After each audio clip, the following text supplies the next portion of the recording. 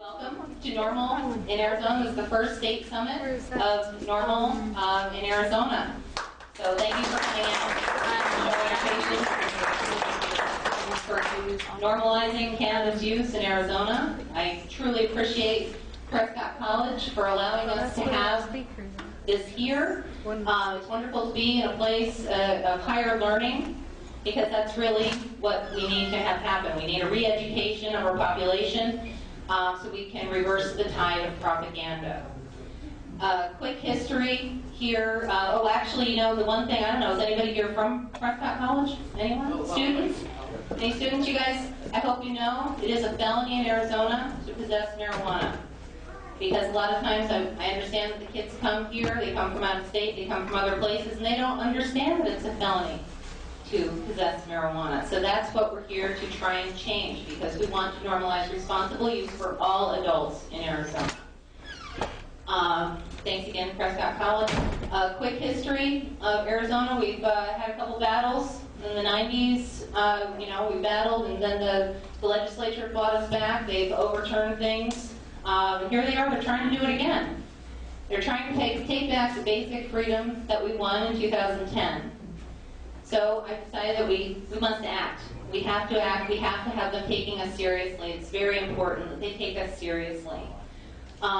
Unfortunately, in the past 2 years, I feel it's possible that we may have come to a place where we enjoy freedom, and we just feel that it's coming because other states in the union are overturning, it's legalizing, and then here we are in Arizona, where it just seems to be at Norml in Arizona. We believe that we begin by breaking stereotypes. We break the stereotypes that have kept us down for so long.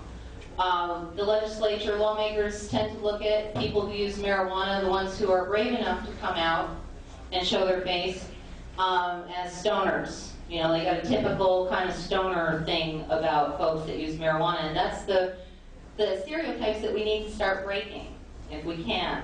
And how do we do that? We do that by backing up the regular, average, ordinary American.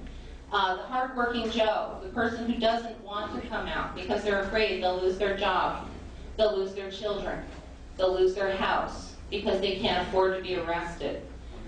These are the people that we need to start appealing to by giving them the good information, by making them comfortable to talk about marijuana.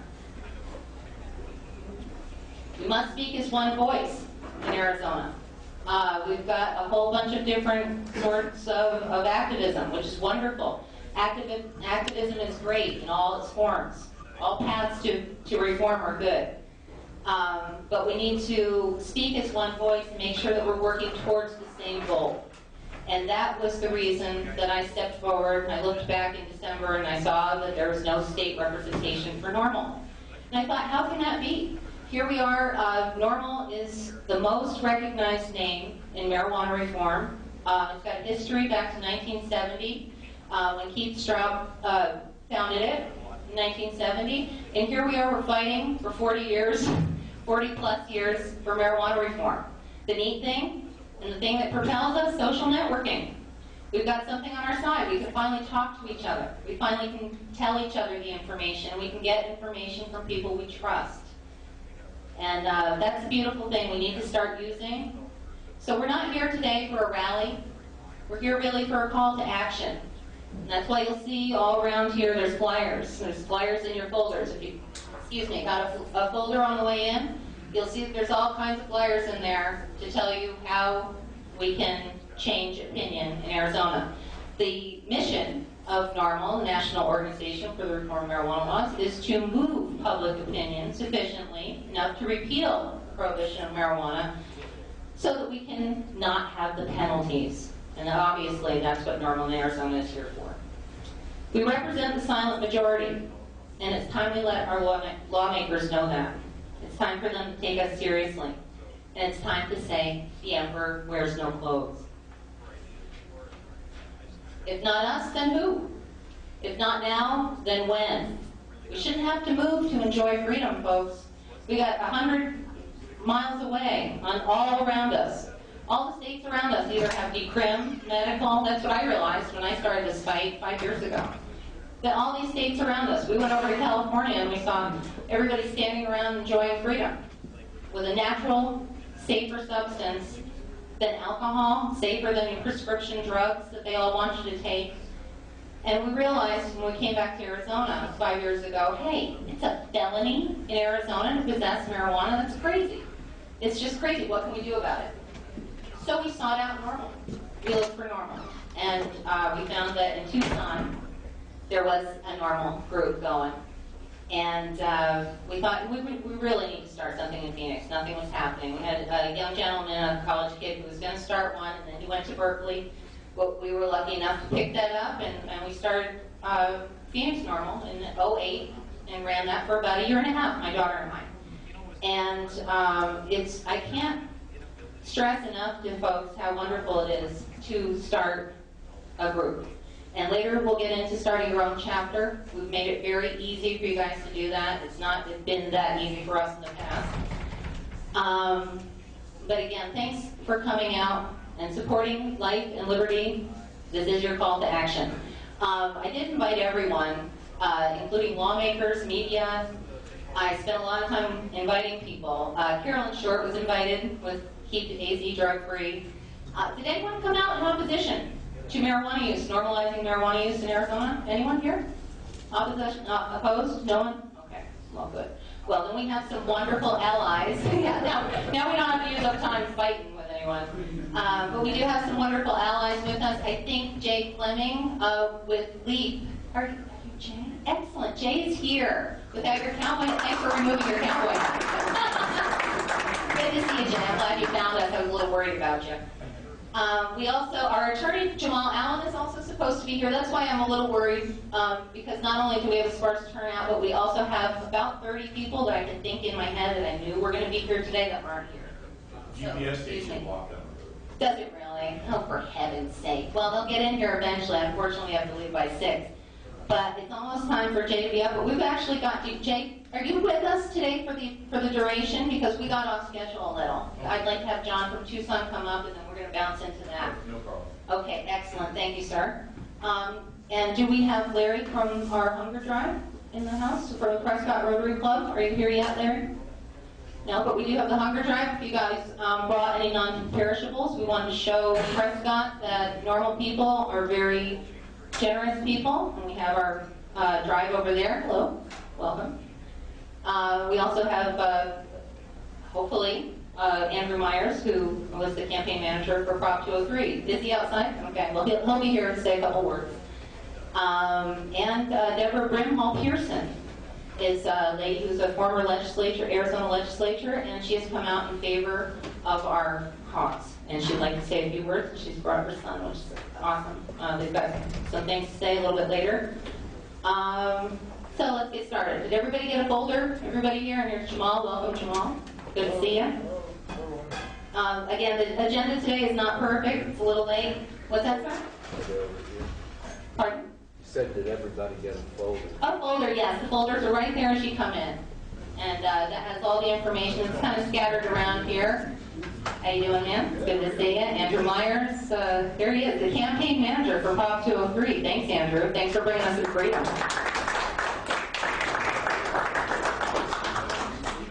Again, our agenda's not perfect. Everybody may get a chance to speak today. So if you're called on to speak, please know that we like to speak one at a time so that we can all hear each other and hear what you have to say.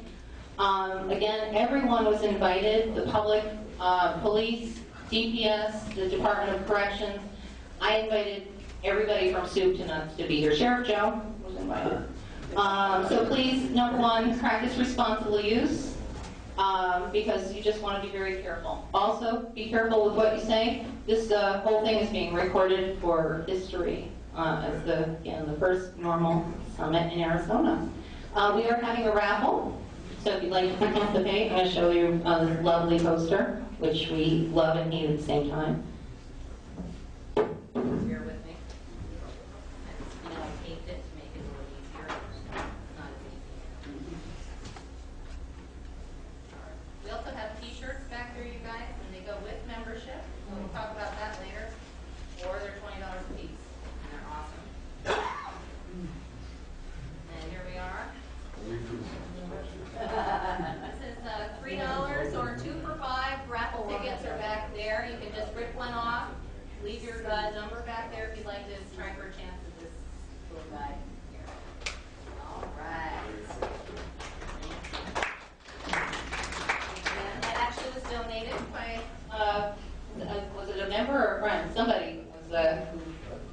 our cause gave us that.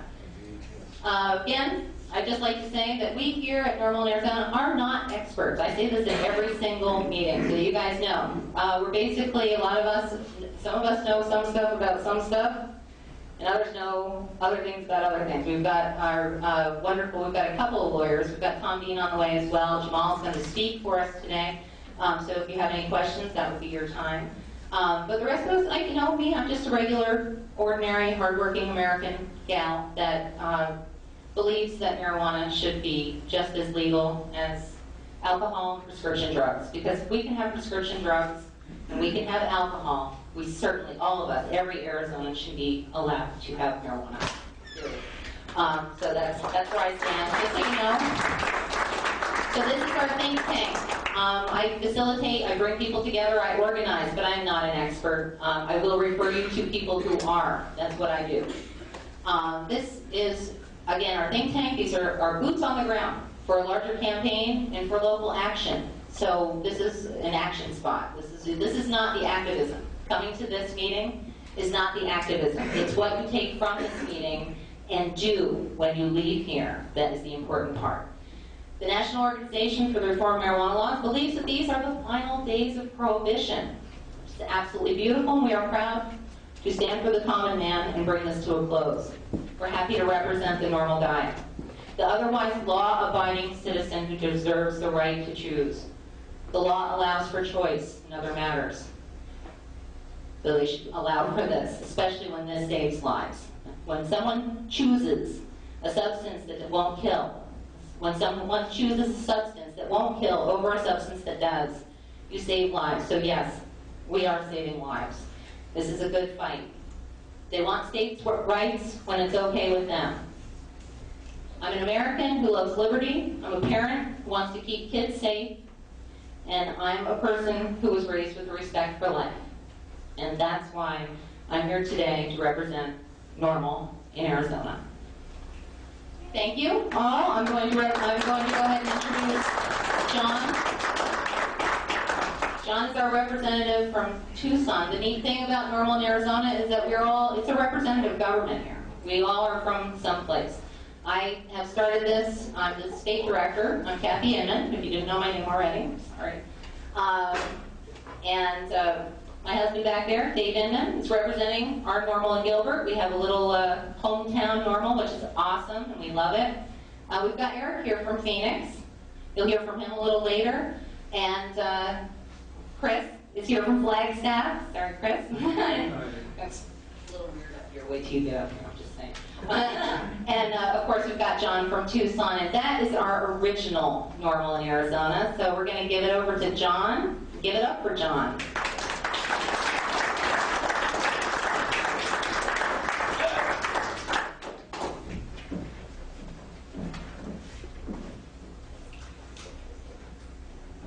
Thank you so much, Dave and Kathy and everybody who worked to bring this first Norml in Arizona Summit to beautiful Prescott, Arizona in Yavapai County. Thanks for making your way here and joining us to this critically important cause. My name is John, and I'm the president of AZ for Norml. Arizona for Norml works to educate the community about the benefits of medical cannabis, the safety of marijuana enhancement, and the value of industrial hemp. We are a 501c3 nonprofit and based in Tucson. We see the marijuana issue as a three-legged stool, with medical on one side, recreational marijuana on the other, and industrial hemp. And I think all three are important. Arizona for Norml was originally founded in Phoenix back in the early 1990s, working on the medical marijuana campaigns of the 90s that were successful. Also, there was a hemp movement at that time as well that was not as successful, unfortunately. The chapter was moved to Tucson in the early 2000s, and we moved on from there, becoming a nonprofit in 2007, and I joined as the president in 2007. We helped work on Prop 203, which is the Medical Marijuana Act, something we're all very proud of. but there are a lot of threats to Prop 203, right? One organization that we have in Tucson is the Counter Narcotics Alliance.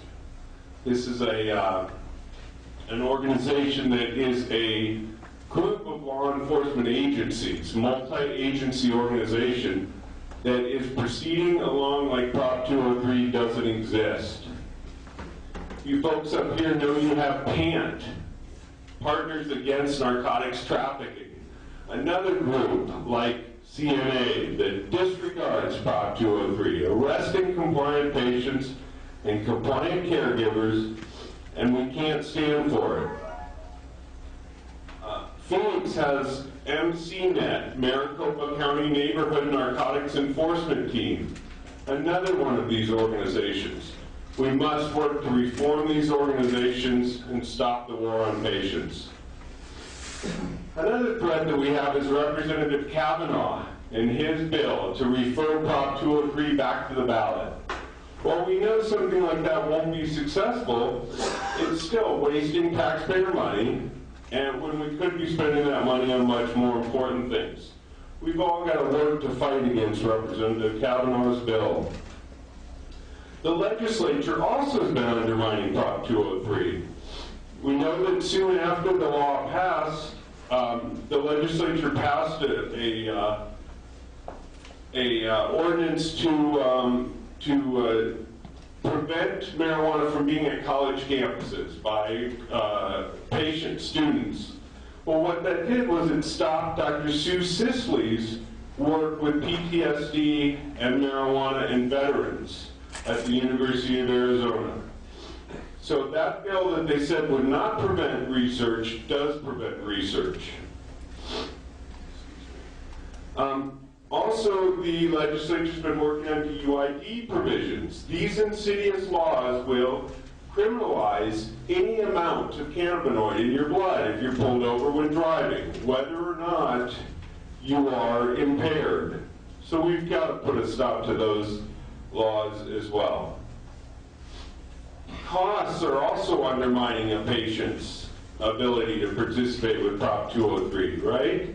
Their regular doctor won't recommend medical marijuana. So now patients have to pay for a second doctor's visit. They also have to pay for the card and pay for sometimes expensive medicine at dispensaries. We've got to reduce the costs of Prop 203.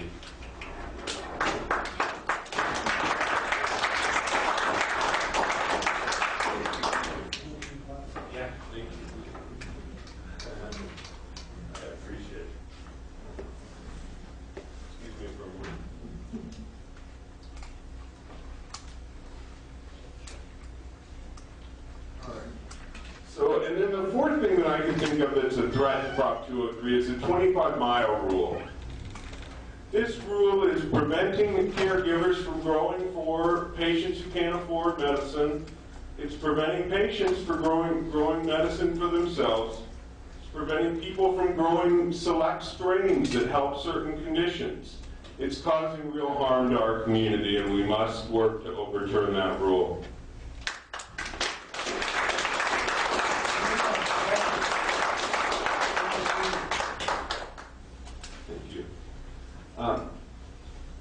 What else can we do to protect patients in the community? Well, I think legalizing marijuana is the answer. Yeah? Yes. And I like the regulate marijuana like wine. I think it's a great statement. It helps the public understand what a regulatory environment might look like. If we say regulate marijuana like wine, we can grow our own grapes. We can make our own wine, right? If we want to sell that wine, we have to get permits. We maybe have to get labeling and some other things, but we can do it. And I think the same thing can happen with marijuana and should happen with marijuana.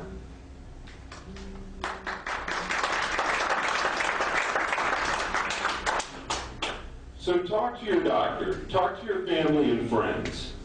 Wear a green ribbon, show support. These conversations, these personal stories that you share with people that you encounter every day are what's going to change people's minds. That's what gets it done. Take action. Donate money. Write letters. Make a difference in your community. Start a Norml chapter. Join a Norml chapter. You can make a difference for sure. The other thing that I recommend is joining political groups. If anybody is so inclined, join the Democratic Party. Join the Republican Party. Join Mothers Against Drunk Drivers. We need our community to be a voice in these organizations. You know, driving with under the influence of marijuana is not the same thing as driving under the influence of alcohol. It's not the same thing. And we've got to make sure that message gets out there. You know, I wanted to share a few statistics from the Arizona Enhanced Drug Report, 2012. Just a few statistics that I found interesting. 51% of drug arrests are for marijuana.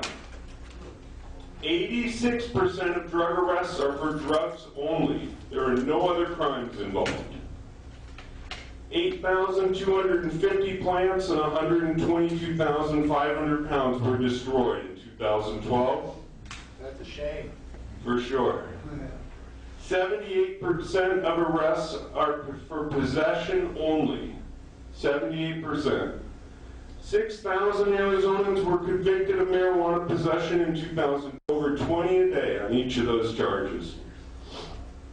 Almost 21,000 were convicted of drugs of all sorts in Arizona. 86 were acquitted. So 60% of drug arrests were felonies. 97% of all drug convictions resulted in a plea bargain. 97%. Jury nullification is an important tool. If you don't know what it is, talk to us, we'll let you know. But it's an important tool. Our community doesn't serve on juries. Many of us work to get out of jury duty. We've got to start working to do jury duty. Thank you. Our community takes plea bargains. Almost everyone takes plea bargains. That means that we're not getting a jury trial to take advantage of jury nullification. I think we will win jury nullification, and we need to take jury trials for those of us facing charges. It's a risk, but I think it's worth it. A patient called me the other day. He was caught with 7 ounces in Bullhead City. When he went before the judge told him not to take a plea bargain. So at least there's one judge in Bullhead that's kind of It's great to hear. It's great to hear. So Arizona for Norml's got a few events coming up. If you make it down to Tucson, February 23rd, the Tucson Peace and Music Festival, 11 a.m. to 5 p.m. at Reed Park in Tucson. It's a great event out in the park. Beautiful day usually, so it'll be a lot of fun.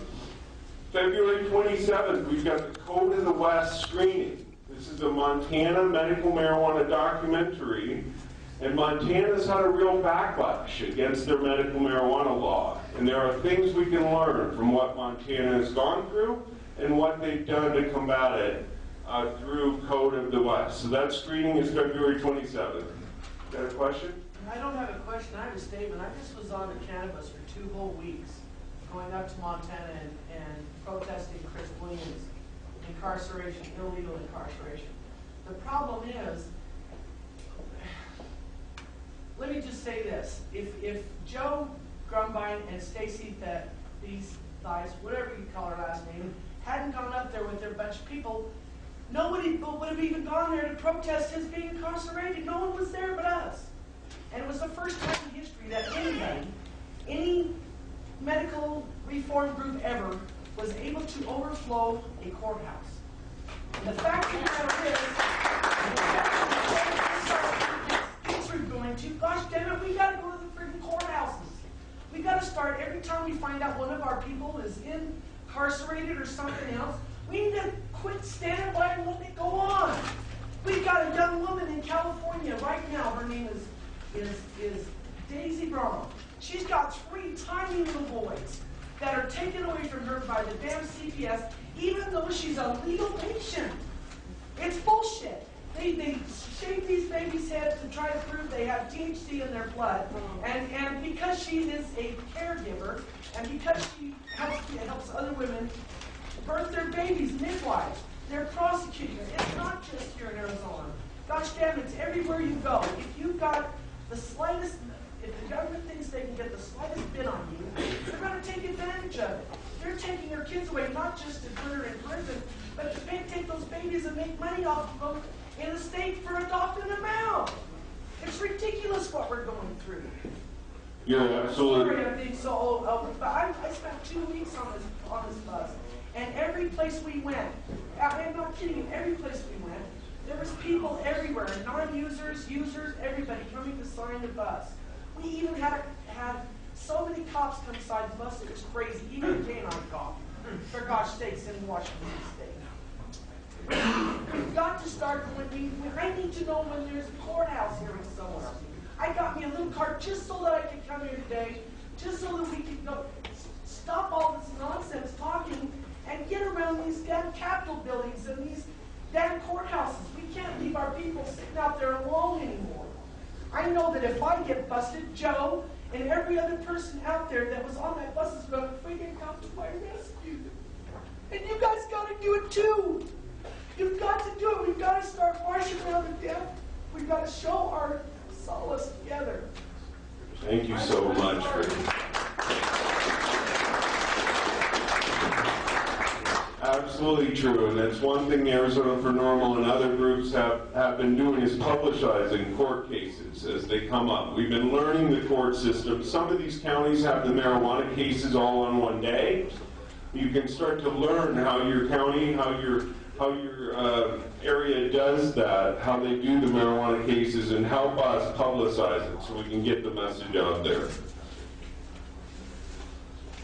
Finally, our meetings are on the second Saturday of every month. We have it every month. Please come out to an Arizona for Norml meeting. We invite you for sure. Please enjoy today, learn, share, meet each other. We need all of you and everyone. You are all my brothers and sisters. Let's fight together. Thank you.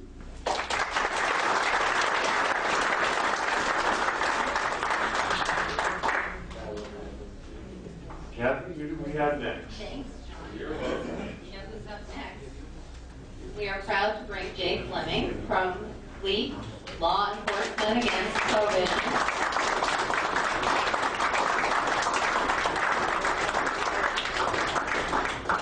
Thanks for coming, Jay, and thanks, John, for everything you do. He's amazing. He's amazing. Thank you, Jay.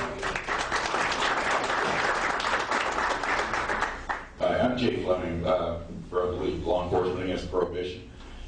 We're a group of police officers, prosecutors, judges, people from all walks of the criminal justice system think our drug war is, lost a long time ago. We need to do something different.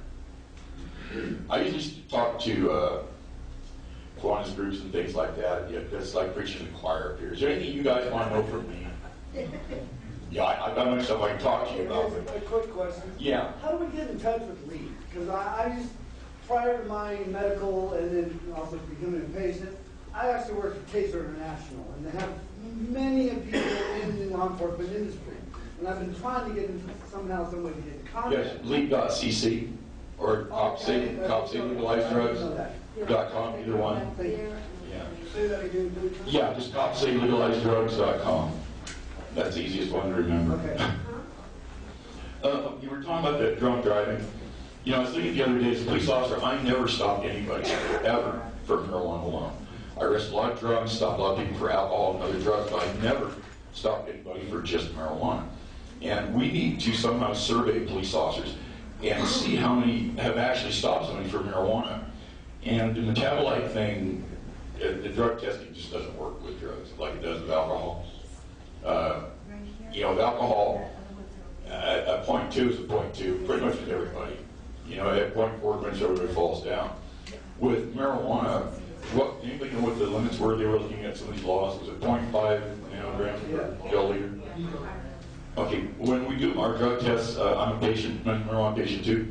Our drug tests say less than 5,000 nanograms per milliliter, okay?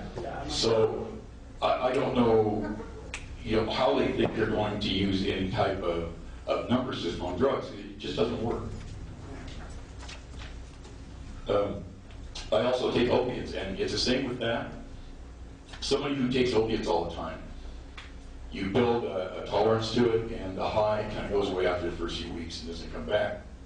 It's much the same for me. And do any of the other patients in here that smoke a lot, does the high kind of go away? Yeah, mostly I have to change strains because Right. it gets rid of the pain, but it's just Right. The psychological part of it goes away. And that's what we need. Our legislators know nothing about this. And the biggest thing that we can do is educate our legislators. When I testified before the House Ways and Means Committee down here, one of them told me his policeman friend said he rolled 160 joints out of an ounce. I said, when you're really, really small. Another one asked me how many grams was in an ounce. These are the guys that make our laws. I mean, and they really know nothing about marijuana, so we really need to educate them. Yeah. Oh, I was just going to comment. We need to be aware of who is benefiting from the war on drugs. Private prison industry that has a good lobby in our state legislature. Your mandatory treatment facilities task, which originally Everybody's addicted to drugs. no request testing. yeah, and your private prison, no narcotic bureaucracy wants to cut that. But we don't have one prison in this country that's drug free. I mean, if you can't keep it out of a lockdown 24/7 prison, you certainly can't keep it out of a free nation. And again, keep in mind who's driving the war on drugs. What they're getting out of it. Yeah, in the back. Bigger enforcement bureaucracies, private prisons, on and on and on. Yeah, in the back, Black. Yes, thanks. Thanks for, being willing to Thanks for being stand up here. and represent, good sense of law enforcement, yeah. Question I had, I've asked actually on telephone a couple of the local columnists down there in Phoenix, just you said, hey, how about this, who have written time to time on the result of 203, Ms. Roberts is it, and who, some of the language they use, everyone who has a card is a pothead, and so on, this and that. And I said, really, think about what you're doing. And she did apparently run into some, and I asked her, I said, was it that hard to find a legitimate patient? Ms. Roberts, maybe you could have tried that before, so on and so forth. But here's the question for you. They now have, a long time, year and a half, they've got these 30,000 people on file. And apparently, data concerning those people, concerning their conditions, age, this, that, and the other is easy to get. The question I've asked them is, where's the crime rate? Where's the analysis? And I admit, I do not know the answer, but I would like to know the answer. And that appears to put me on the other side from these people. You have 30,000 people in the state of Arizona that everyone knows use this substance. Where is the statistical analysis of the harm these people have done in the past year? If they won't provide that, why not? Yeah, did anyone see the was it family survey where they asked kids about their drug use? Where they said that was it 1 in 10 patients got their marijuana from a card holder. And I looked at their questionnaires, and it was, did you get it from a marijuana card holder, from home, from school? But that was their only option. And I don't know if you guys have been around the street drug sales, but anybody who's selling a gram of pot to some 8th grader for $40 is going to say, of course it's medical. I mean, that's why it's $40. And that's where they assume this from card holders. Yes, I actually went to that point and said the one question that makes sense is how many of those, first, what's the absolute number? 10% of what? But second, of those kids, how many said, and that's the only place I ever could have got it? Well, it was one of the only answers they didn't have a whole lot of choices. The question to ask is, or the answer is, I got my dope From blank, not. And if there had not been a card holder, there was no place else in the world, not even around the corner, where I could have got it. So it's silly. Well, the problem is if you ask any high school kid to get pot at school, they'll probably say, yeah. Ask them about alcohol, I'll say, well, no, I gotta find my older brother who's 21 and go. You know, and if we regulate this and tax it, yeah, at least we have a chance keeping away from the kids, you know, and give them a shot to be 18 or 21. Just one thing. As far as, I really think that the idea of showing legislators acting as educators, both the Republic and the legislature, makes good sense. But the one thing I've heard this speech, that same speech this lady made was made back in 1968 on this issue and other issues. The only thing is that the people on the wrong side of it have not paid the price for this. And I'm not talking about violence, I'm just talking about electoral price. So, I mean, if you have someone like Representative or Senator Kavanaugh, whoever it is, and if he manages to harm, is it really a bad thing to say, you know, this guy needs to go and make it stick? If not 30,000 people donate $100 apiece and get rid of that guy as an example? Well, if 1 out of 10, I don't know how many high school kids there are in Arizona, but if a large percentage of them use marijuana, 1 out of 10 got from a patient, either all 30,000 of us are selling drugs, or there's a few out there that are selling a lot to a lot of kids, because there's a lot of high school kids in Arizona. I just want to point out, we need to put this in perspective. Before medical marijuana, 10 out of 10 kids got from the drug cartels, the Mexican drug cartels.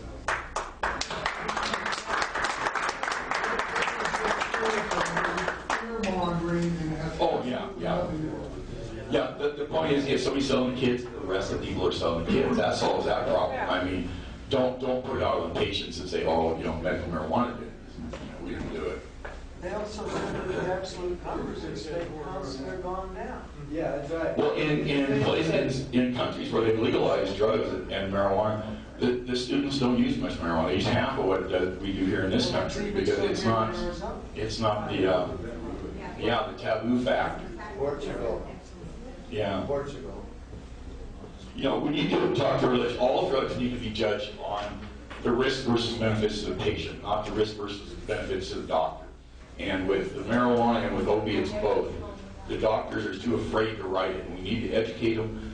And the doctor doesn't need to be in this. It's risk versus benefits to the patient. You know, everybody bitches about marijuana not being FDA approved, but FDA doesn't approve plants; it approves drugs. They didn't approve poppies; they approved morphine, which is a drug made from poppies.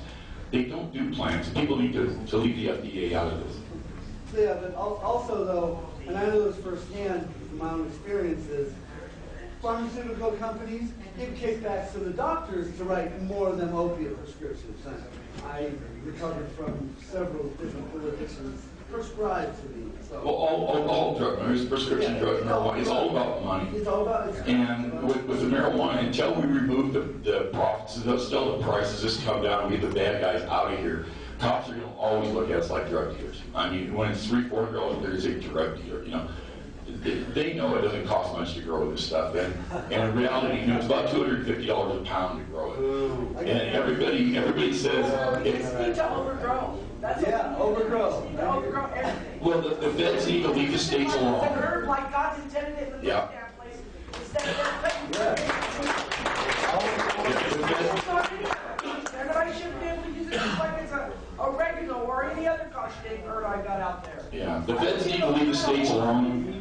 And they need to get rid of their limits and stop, you know, until we can grow a lot of marijuana, the price can come down. Until the price doesn't come down, cops don't look at everybody's drug dealers. On the overgrow note, I can pass along the link to, like right now I have 12.5 pounds of hemp seed from France via England that's organic, non-irradiated, good to grow.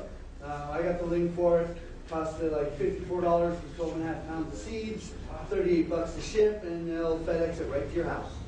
Yeah, they'll pop just as quick for hemp plants. They will for good pot.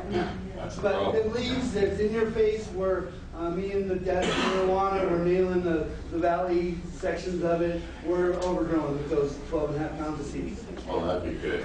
Yeah. Say about the kids, my daughter grew up with the old Coors serving tray under the sofa. She does not smoke weed. But since she's been in the military, she has a drinking problem. You think? You know, they tried to legalize alcohol today. It's a flammable liquid, sold in single dose lethal vials. I mean, a fifth will kill a thin-bodied girl. I used to be a paramedic, saw a lot more thin young ladies overdose on alcohol than on drugs. Yeah. My point is that fluoride is not even approved by the FDA. And it's never everywhere, okay? It's been not even ever approved by the FDA. But my point is, I was actually a question concerning your $250 to grow at a pound. That must be outdoors. No, it's indoors under lights. Look, it's Carnegie Mellon. You can't even buy one light for that. I'm not talking about one light. I'm talking about the price overall to grow it. Per pound? Yeah. Carnegie Mellon, several other universities have done studies on 5x5 indoor hydroponic grow. And this is only for the chemicals, the dirt and stuff. Yeah, I've grown for 5 years. Don't cost that much. It ain't near $2,000 a pound. I grow aquaponics, it costs me $10.50 a month, for a pound a month. Yeah, it's not much, guys. And that's the problem is, you know, the regulations that they put on it, so all this regulations on dispensaries is what drives the price up. I mean, they got to have the security and this and that, and a doctor, and all that drives the price right back up. I got an actual question. So what's the cure? I mean, so many people are in it, they got people scheming, they're making money, they're doing this. I don't know. We need to educate our legislators, but everybody's addicted. Every federal agency, every state agency, I don't care if they help you lobbying against this. And I mean, even the Forest Service has special agents, you know, equivalent of SWAT teams now to go out and kick people's doors down. You know, every federal agency especially gets drug money. And I don't know how to cure that. Hey, I got an idea. I got a really good idea. Why don't we start a barter system with all of us kids started a crazy barter system and slowly but surely milk ourselves off by having to use that damn great old damn dollar that don't even display money. It ain't even real anymore. And then eventually you can have to pay no damn taxes to them yahoos and fire the damn lot of them. Every single freaking I know. In Washington, they really screwed up Washington's law. Washington legalized it all right, but they put a 25% tax between the grower and the middleman. 25% tax between the middleman. Well, there's 75% altogether. There's 25 between the grower. And only the state can grow it. Yes, only the state authorized could grow it. But what they did is they priced themselves right out of the market because, you know, when you look at all that tax, people are going to turn right back to the black market. Yeah. So there's a tipping point there where, you know, the legislature are all addicted to money. They want all this money. They tried to put a 300% tax on medical marijuana before our law passed even. And we went down and said, why don't you do that to your back market? And I think they ended up putting a 10% tax on it, but they never got to use it because they won't open the dispensaries. Which was it? Colorado just made $25 million last year in taxes from the state, and we need to do that instead of arresting all these people. Yeah. I think what it comes down to is greed made this plant illegal, and greed is what's going to make it legal again. Because all the racism against Hispanics is what actually made it illegal in the first place. Well, no, the paper company, they didn't want the competition as a marijuana plant. The marijuana plant, you can do so many, you can make your furniture, you can drive your cars, you can do so many things with it that these companies didn't want. We're the only industrialized nation in the world that doesn't grow hemp. What it comes down to is it's going to make itself. He built a car and ran it on hemp. And the car had hemp panels and when they started to do the prohibition, Henry Ford was one of them that was against the prohibition. You know, Mercedes-Benz, now all the ones made in Germany are all, the bodies are all hemp, they throw them in the landfill. Once again, I'll try once again and not get wound up. I keep flashing back to this election. But all these years, you know, if you told me, I'll just be truthful, if you told me in 1967 I was getting high for the first time, we'd be here, whatever it is, 45 years later, arguing about this substance. And it's worse than silk. All the lives have been, you know what I'm saying, you know better what I've been saying. I keep coming back to it. It has to be, there has to be a tipping point in the politics where it becomes a detriment and a loss to a political guy. Well, we've priced ourselves out with all the full prisons now. Well, They beat the drug war ban so long that the feds can't just gracefully back out and say, we were wrong, no drugs are good. They look stupid, so they need to grace their way out of this, and I don't know how to do it. Well, I'm trying to tell you is that it has, if I may, I believe the answer in the history of the federal prohibition of alcohol. It began with state action. It begins in the state legislative races, which happen. I think a bunch of women changed Which out. are happening for us, which there are women temperance, and we want to go further back than that. Okay, I'm really not joking. Yeah. I drove all the way up here too. So what I'm saying is that there could come a time and races in this state, since we're in this state, small races, state legislative races, where it is, we demand and require that it become an issue, that the candidates take a stand.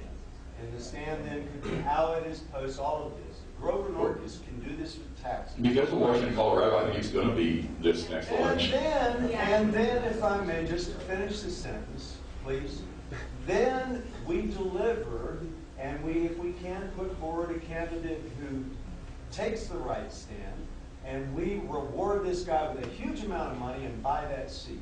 And the guy who won't do it loses. And this begins to happen Well, yeah, we need to use our vote. Michael Weiser up in Mohawk County lost the Democratic primary last time by 33 votes as a medical marijuana patient. You want to know what they would have done if he would have lit up on the congressional floor. But he's going to run next time, so until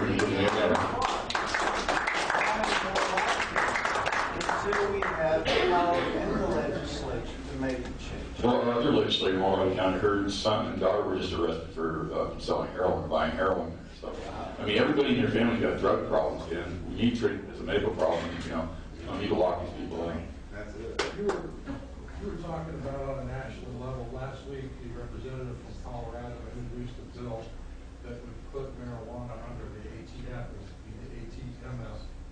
is what they're talking about, which will put everything back to the state level, take off the schedules, and each state will then have to make up their own mind how they're going to legalize taxes. You gotta be ready. It's going to be soon. You've done a lot of talking to outside groups. You're kind of like speaking to the choir here, right? Yeah. What is your opinion of the people that are not in this group and how they would feel about a constitutional amendment, much like Colorado had here in Arizona? 90% of people I talk to, I really share a lot out everywhere I go, and a lot of people come. 90% of people I talk to say drug war's screwed up, doesn't work, need to do something else. So, the polls show 50% for marijuana. 9 out of 10 people I talk to are just fed up with all this. I mean, we're a nation of suspects right now. You're either a cop or you're a suspect. I mean, every time they pull you over, they're trying to say, can I search your car? We see them on I-40, where we live all the time, so these cars tore apart, and there's something wrong with that. Would the solution be to have a constitutional amendment in Arizona to make marijuana non-prohibited? Get one going, something. That would solve the 203 problem. Yeah. But tell the feds, let us grow more than, right now we still have the 99 plant limit. If you go over there, and you come whack your little, but we need to be able to grow more plants than 99 and not worry about going crazy. And until then, I think the price is going to stay high and they're going to look at us. It's all about money. It's the money that's going to hang us.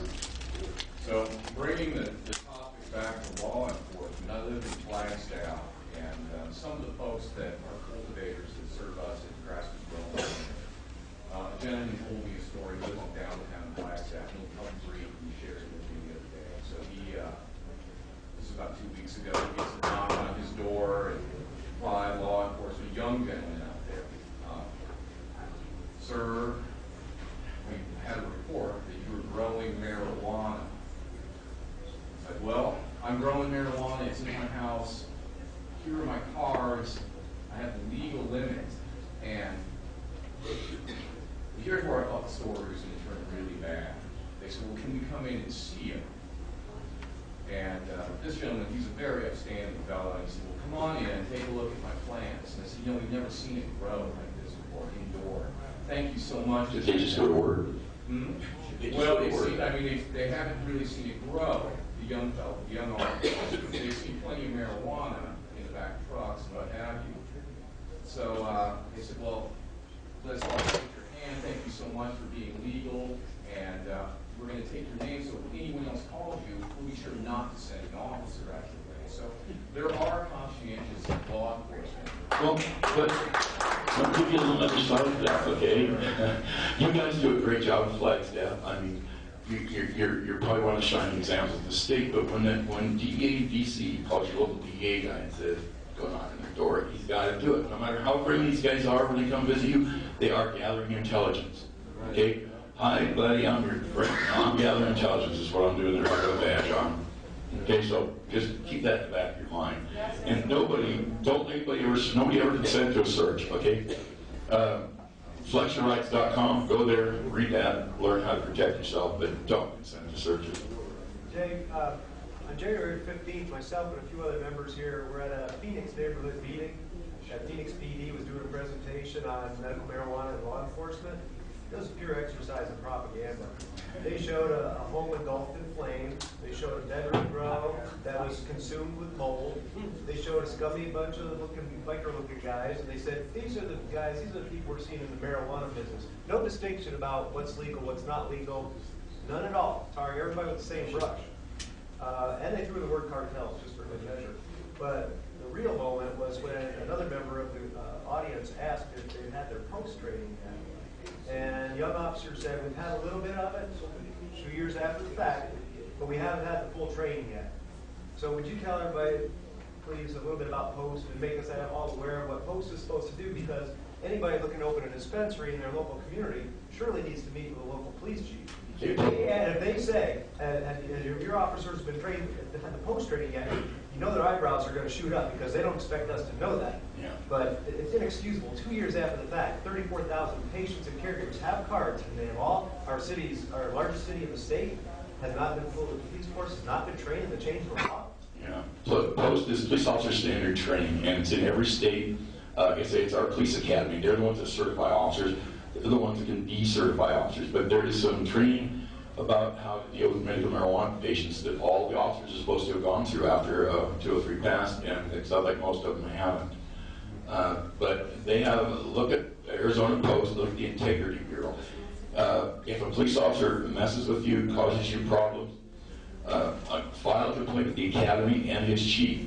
One officer lied to his commander. He said, my wife's sister's sick, and he got out of some training. They took his police certification for a year. They said, you lied to us, you can't be a police officer. Fire you, go back in a year, we'll give you your certification. If another department will hire you, you can be a police officer again. But they are that sensitive on stuff about police officers today. So if you have a problem with officers, don't hesitate to file a complaint. I just wanted to say that Chris Williams up there in Montana, he was very accommodating to the police, to his legislators. Yeah, he showed everybody he was like Flagstaff. I mean, he did everything right. Everything right, and the fact is, what they did there is they compiled 2 laws, which in the state of Montana he was legal to, in both situations, he was legal, one or the other. But the minute that they put the 2 together, then the federal government was able to come in there and charge him with firearms violations because he had marijuana.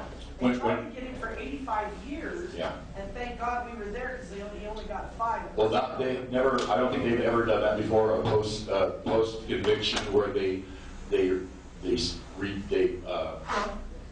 got rid of the charges, most of them, and lowered it 5. I don't think at the federal courts they've ever done that before. And the judge said himself that the main thing that he was upset about, he made sure that we heard him because there were so many of us there. He said, you've got to get rid of these laws that give you no option but to force a judge to keep a mandatory minimums. We've got to get rid of those laws. Those laws are obscene, and what they do is they'll comply, just like with Daisy. They took the fact that she had children and the fact that she was growing marijuana. Just because she had children, now she's a violator of the law because she's putting those children in jeopardy. Did you have a question? Yeah, I was wondering about, when you were a cop, did you ever lie to a judge to obtain a search warrant? No. It wouldn't get you anywhere. So guys down No, in... it got that SWAT team into my house. It got my house stomped and smashed to toothpicks and sawdust. And on top of all that, did they find I was doing anything? nothing unlawful. I had 11 plants. I am licensed for 12. I had absolutely no... What did they lie? Did you get the affidavit for the search warrant? I haven't gotten the affidavit yet. Get that, and I'll tell you exactly what they told the judge. Yeah, well, he said that he knew a judge named Godoy who was married to a cop that would give him a search warrant and if he just told her that my card was invalid, and he confiscated my valid card, but I still have my original paperwork showing I paid my $150 extortion money to the state. Well, if you can prove that he lied to that...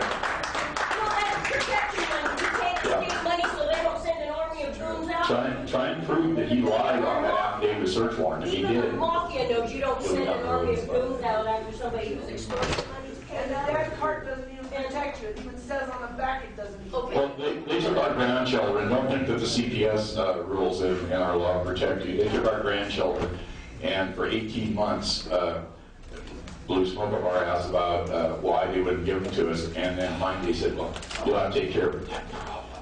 They wouldn't say the word. And we asked if they read the law. They said no, they wouldn't read the law. The next week it came back and said, oh.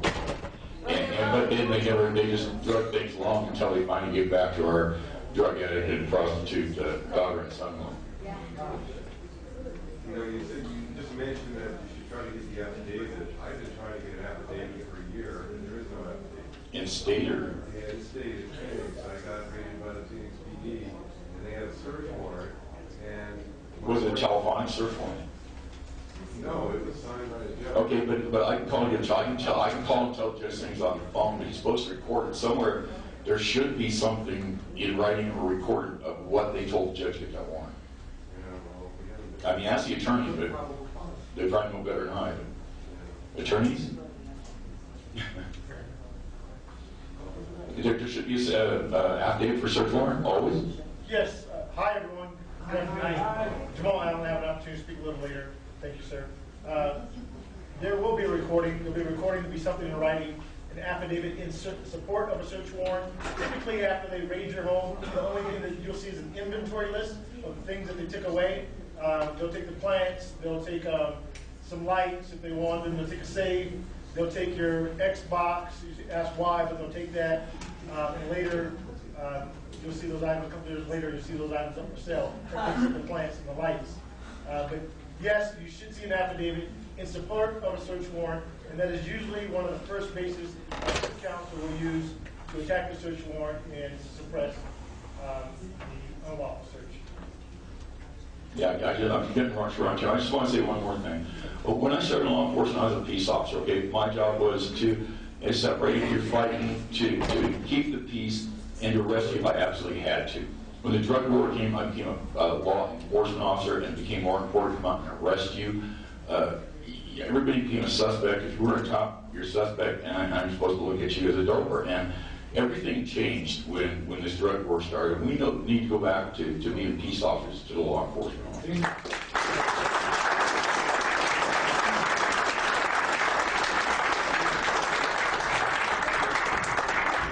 There's some applications over here. If you agree with this, please fill one out to help us get funding to come to these things.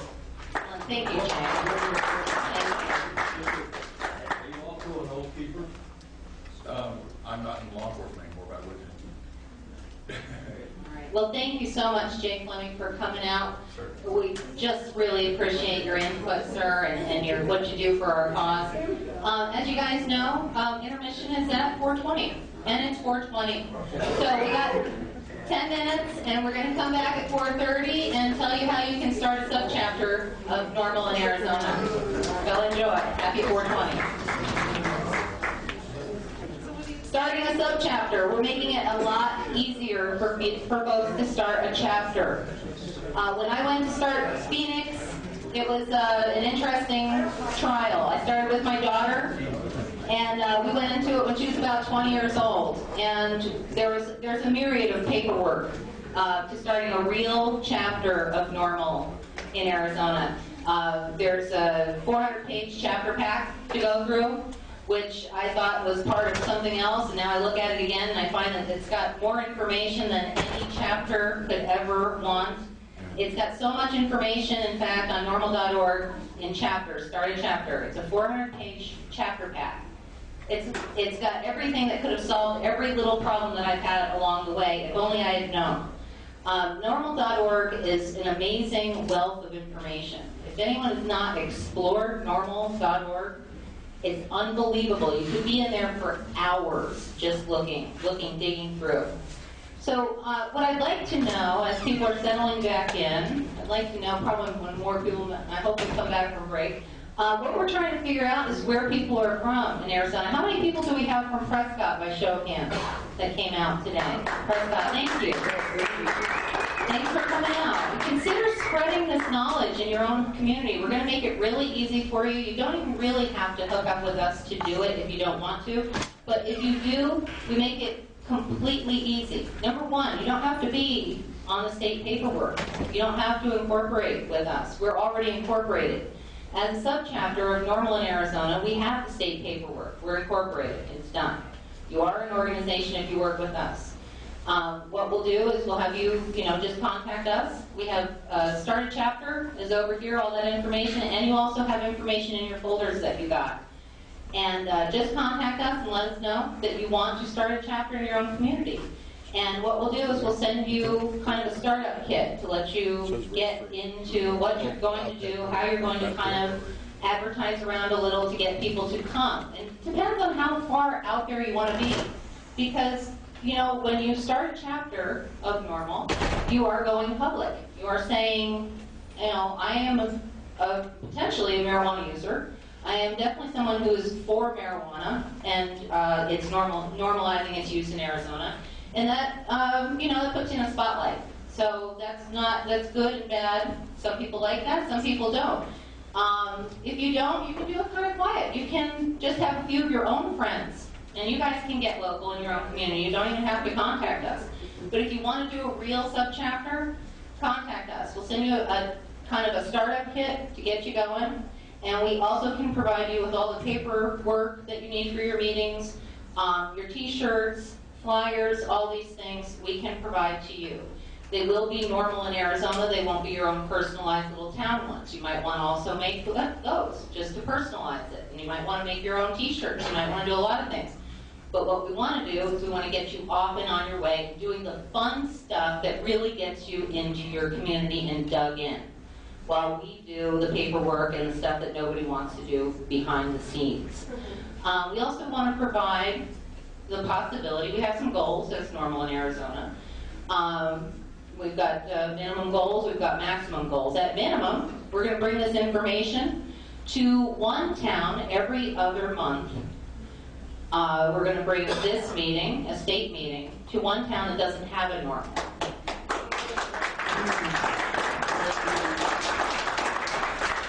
That's a minimum goal, and that's one we could totally do. That's just basic, and that's something we can do.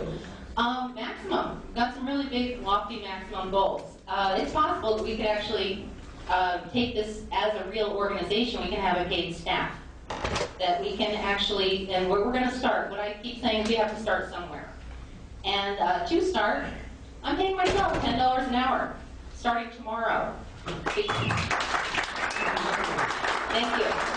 For 5 years, I've worked for free for Norml, and I've loved every minute of it. I love this community. I love what we do. I love the fact that I'm representing health, and I really feel that I'm saving lives while I work for Norml.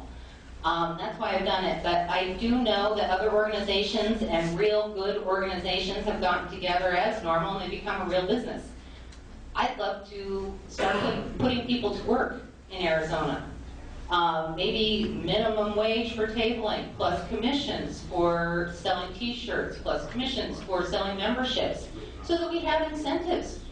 I believe that if you pay a man for a day's work, if you pay someone for their hard work, that Americans will prosper. They will show up. At that point, and I don't like to say it, but when you're not completely a volunteer, Washington is my example. Because I think that they show an upright version of the regular, normal American, hardworking person who, again, has something to lose, that won't come out for marijuana. They come out for that person, and that's who I want to be as Norml in Arizona. I want to reflect Washington here. So basically bringing Norml out there to here to share with all of you. And hopefully you guys will understand. where we're going as we're trying to break stereotypes and do that. One neat thing about starting a chapter, starting a subchapter, only one person, you only need one person. I was one person when I started it. I grabbed onto my daughter, and she was an absolutely amazing president of Phoenix Norml for a year and a half.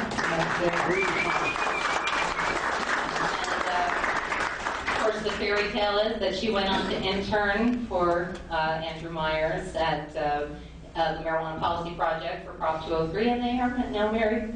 And which is it's a beautiful thing. Many of my friends have told me as much as her mother. What's I'm just kidding. I don't know what he said, but I'm not going to have to repeat it. Do not. I've had many friends tell me that they met everyone they know at a Norml meeting. We have a lot in common. The truth, peace, health. I think that's why we have a common bond. So in starting these subchapters, you're starting community. You're starting education in your own community. And you're forming a new community, a cannabis community in your town. And it's really exciting, and it's really something that I think is worthwhile. So we want to make it easy for you. So if you are interested in starting a subchapter of Norml in Arizona, please contact us. subchapters@normlinarizona.org. Just let us know and get started on your own chapter. I'd like to take questions, because I think there could be questions if anyone has any. Anyone starting a chapter? Anyone interested in starting a chapter in their own community? Excellent. Good. Excellent. Oh, I'm so glad to see this. This is wonderful. Because this is how we start a fire across Arizona of information. This is how we do it. We dig into the communities. There's only so much that in the regional chapters, like John's AZ for Norml down there, Phoenix Norml. There's only so much that we can do. I was at Phoenix Norml for a good long time, and the fact is there's so much we wanted to do and branch out and get in. And I said, if we could just dig into the little communities in Arizona that don't have a Norml. So I did that there at home. I said, well, let's think global and act local. So my husband and I did a Norml in Gilbert. And it's so much fun, because not only, you meet new people, you meet people who are like-minded, and you're setting a fire in your own community, which is really interesting, because we live in Gilbert. So it was a challenge, and both of us have lived there for 15 years. So it was a little scary, because we've heard the reputation, the stories about Gilbert PD. But the neat thing is that we've done a toy drive there for the Gilbert Police Department. You like that, Jay? And I came to him on, I think it was a couple days before Christmas, and we had loaded a box, because we put all of our boxes at the Chiba Huts in town. And Chris, in Flagstaff, did they ever get any toys? I don't think they got any toys. The box was there. Well, I told them if they did to donate it locally, because we weren't sure, and of course we didn't have anybody shuffling it back. But we wanted it to be there, and it's all, I think, the same owner, so they wanted to bring one out there. But the ones in town, we got a few in each, and we were able to put them all together, so this box was overflowing a couple days before Christmas, and I show up with all the Norml stickers or posters on the outside of the box, just like this one over here, except for it had great big Norml stickers and Phoenix March and the whole thing. And here I am lugging this box in a couple days before Christmas, and who comes to help me? This little frail old man, a police officer, and who is he? He's the chief of police in Gilbert. And, he just said, oh, it's nice to meet you. I didn't know who he was until we went inside. And he was almost in tears, so happy to see these toys. And then I saw him look down and see the Norml, women for marijuana signs on the side of this box. And I'm kind of nervous, and I'm looking at him, and I'm feeling, kind of like a little weird. And we get in, and I just, I went to give him my card, and he took out his card at the same time. I said, I went to, make his acquaintance. He says, wow, it's really nice to meet you. And I was like, oh my goodness. He was probably there at the town council meeting, because I was there a couple times at the town council asking for decrim in the city limits of Gilbert. And did that. So that was fun. That was interesting, to ask your hometown police force for decrim in a small town. That's growing. But the neat thing is, when you do that, you're just getting the word out. You know, you're connecting with people, and you're digging into your community. Just like, you know, calling Prescott College for this room. Every time you make a meeting, every time you make a connection with someone who has a restaurant, you're doing your meeting in their restaurant, you're building community, you're meeting new people, you're getting the word out, and if you're showing yourself as a good representative of marijuana, of our cause, then that just builds more and more credibility for us. And that's what we want, and that's what I'm talking about, breaking stereotypes. You get in there, you look good, you look like you're ready to go to work, because that's what we need to do here. We need to go to work. We're here to work. There's a lot of good parties. There's a lot of good stuff happening. There's a lot of great events to plan. It's fun to plan events. But it's the boots on the ground that we need to be. And that's what starting a sub-chapter of Norml in Arizona is going to help us do. So thank you to all of you who are considering this. And I don't see who do we got next? Oops, it looks like Jamal Allen's up next. So get your questions ready. So please be sure to contact us if you want to start a sub-chapter. We can get you going. Thank you, Jamal, for coming. Jamal is actually on our state board as our legal counsel.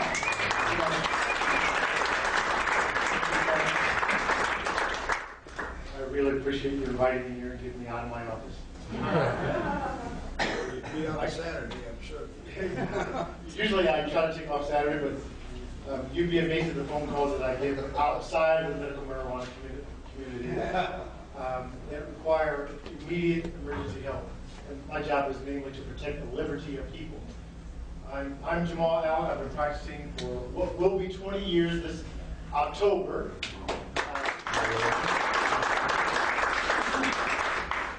I started working for a large civil defense firm in Phoenix, Arizona. I represented securities brokers and insurance companies. And when I represented securities brokers, the big job was to protect that individual, professional supposedly, who took a large sum of money and made it into a small sum of money. And I quickly found out that perhaps I shouldn't be representing those individuals or the insurance company, so I went to the Maricopa County Attorney's Office where I would prosecute people. Now, if you had a marijuana case, you got the best deal available under the sun. But if you did a crime against a person, then I prosecuted you. And honestly, I thought I could save the world when I first started. It's like, oh, every case is a case where I can save the world. And then I started to say, wait a minute. You're not saving the world. People make mistakes every day. People need your help.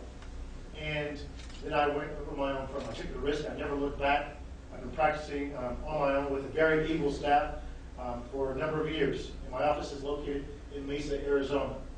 Today I get phone calls from throughout the United States for representation for people who are charged with marijuana crimes, mainly marijuana crimes, in the state of Arizona. Cultivation, transportation, money laundering, but remember there is a profit element to this business. And it is a business.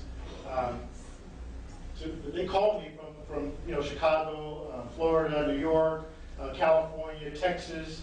I've represented former police officers who've been accused of transporting marijuana. I've represented doctors who are accused of growing marijuana, and that is the nature of my practice. You might ask, why did I get in this? I got in it because I believe that marijuana should be legal under most every facet. I don't believe at any particular day it's going to be appropriate for anyone to load up a tractor trailer and ship it from one part of the country to the other and say, hey, I'm just doing it for the benefit of the community. It's not going to happen. Now, I believe that, most times when you hear speakers, you're like, okay, you talk to us, and what did you really say? And I have cards for you, just so you know. I have cards for you, and if you participate, I have some T-shirts that are around the office. They don't say anything about 420 yet. What they do is they have my number on the back. If you choose to wear them or wash your car or put them and chop them up and use them as glue material, so be it.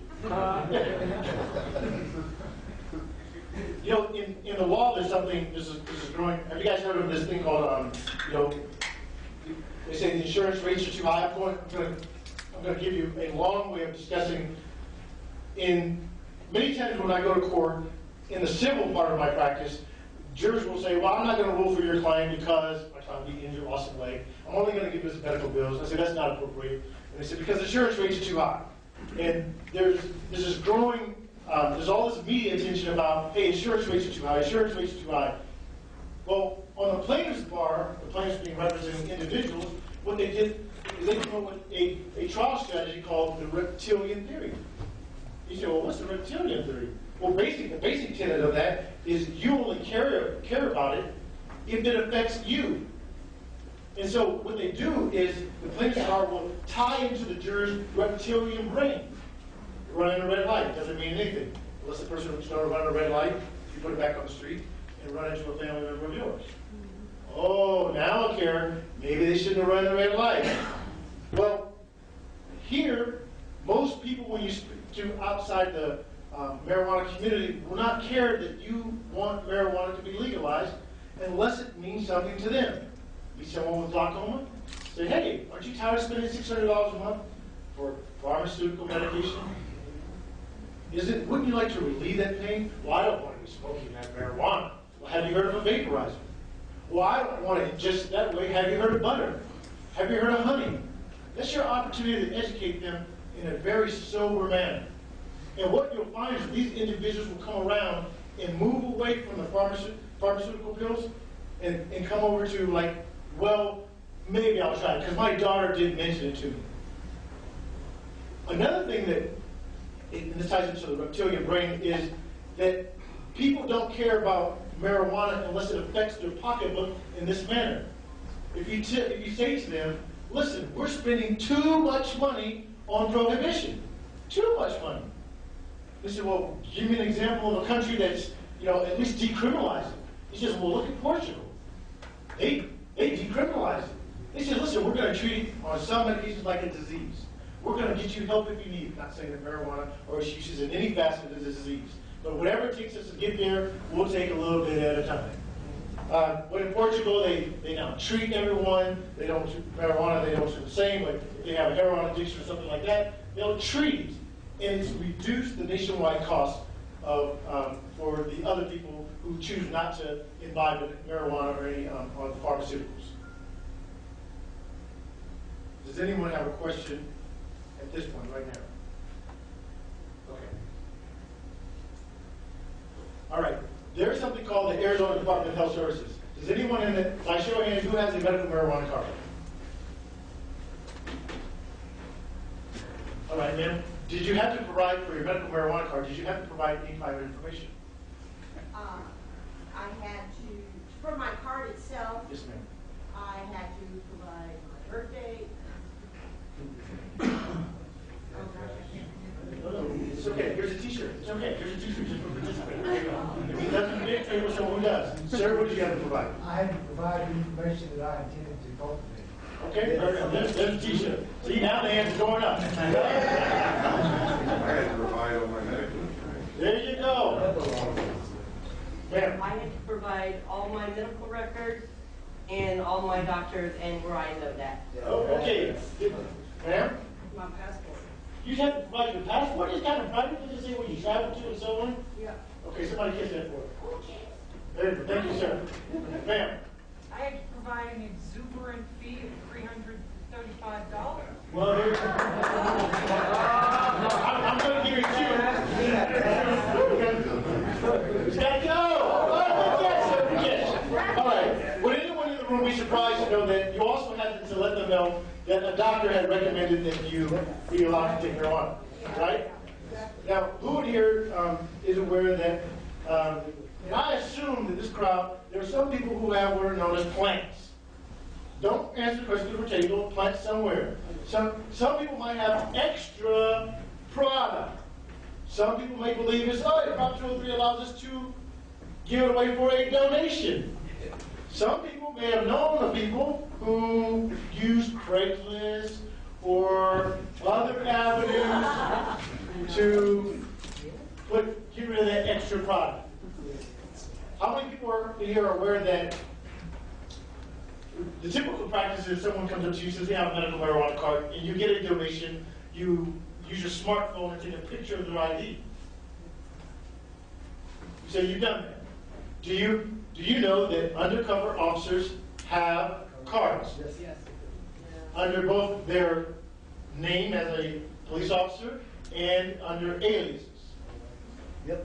What doctor did they go to get their card? Well, that's a good question, because it's only come up now in discovery, because we were talking about affidavits earlier, and we always ask for the affidavits in support of search warrants in my criminal defense practice. And I noticed that both in the affidavit and in a grand jury transcript, the officer answered this question. The question was posed as this: Officer, did you obtain a medical marijuana card from the Arizona Department of Health Services, either under an alias or your name? The answer was yes. What's a disjunctive? So I asked the other question: hey, was it the alias or his name? Because we can't find it under his name. We found out it was an alias. So then we went back and looked at the final report and saw that nowhere in the report did the officer say, hey, he asked for my card, I provided him a card, he wrote down his number, I told him it was taking too long, he took a picture of it, and then we went our separate ways. Well, it's not an absolute defense. I'm not saying it's absolute. There's other parts of that case, and maybe other parts of your case.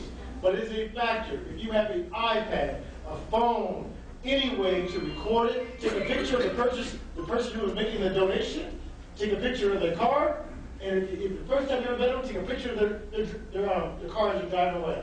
It is really important, because one day someone may be trying to take away your liberty and say that you sold marijuana and is doing, not on one occasion, it might be one transaction, they come back a week later, 2 transactions, 3 transactions, 4 transactions, and then they have you committing a felony offense on multiple occasions. It's those stackable crimes. Sir?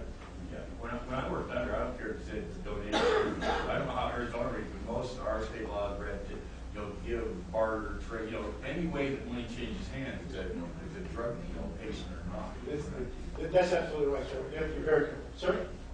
What are the, we go to a dispensary that's open in Glendale, that's licensed by the state, but we also go to a club. Yeah. What is the legality of those places? Because they're not licensed by the state or anything like that. Are they places that we should stay away from? Are they places that Well, if you're allowed, we better get in trouble for going in. I mean, I know we can get in trouble, but under the medical marijuana law, are we not supposed to be getting places? Well, you say you go to are they legal? Yeah. No, I've heard of places you go to and you go there and you make a small donation. I've heard of that. Is that I don't know that they're going to always be around. That's just my opinion. Right. But they're legal right now, we're not gonna. They're tolerated. They're tolerated. I mean, they're really not going after patients. I haven't seen.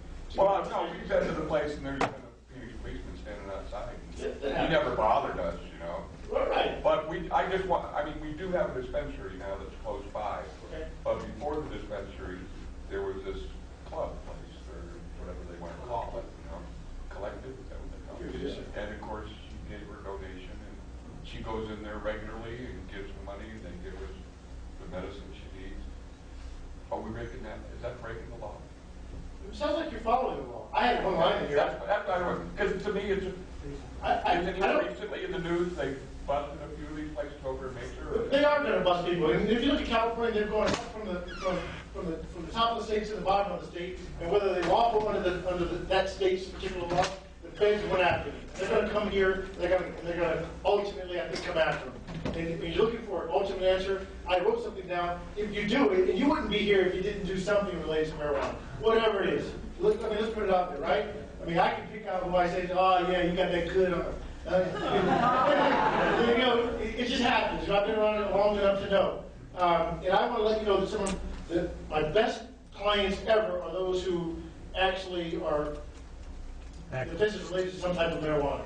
They're peaceful. They understand what's going on. We can talk about it.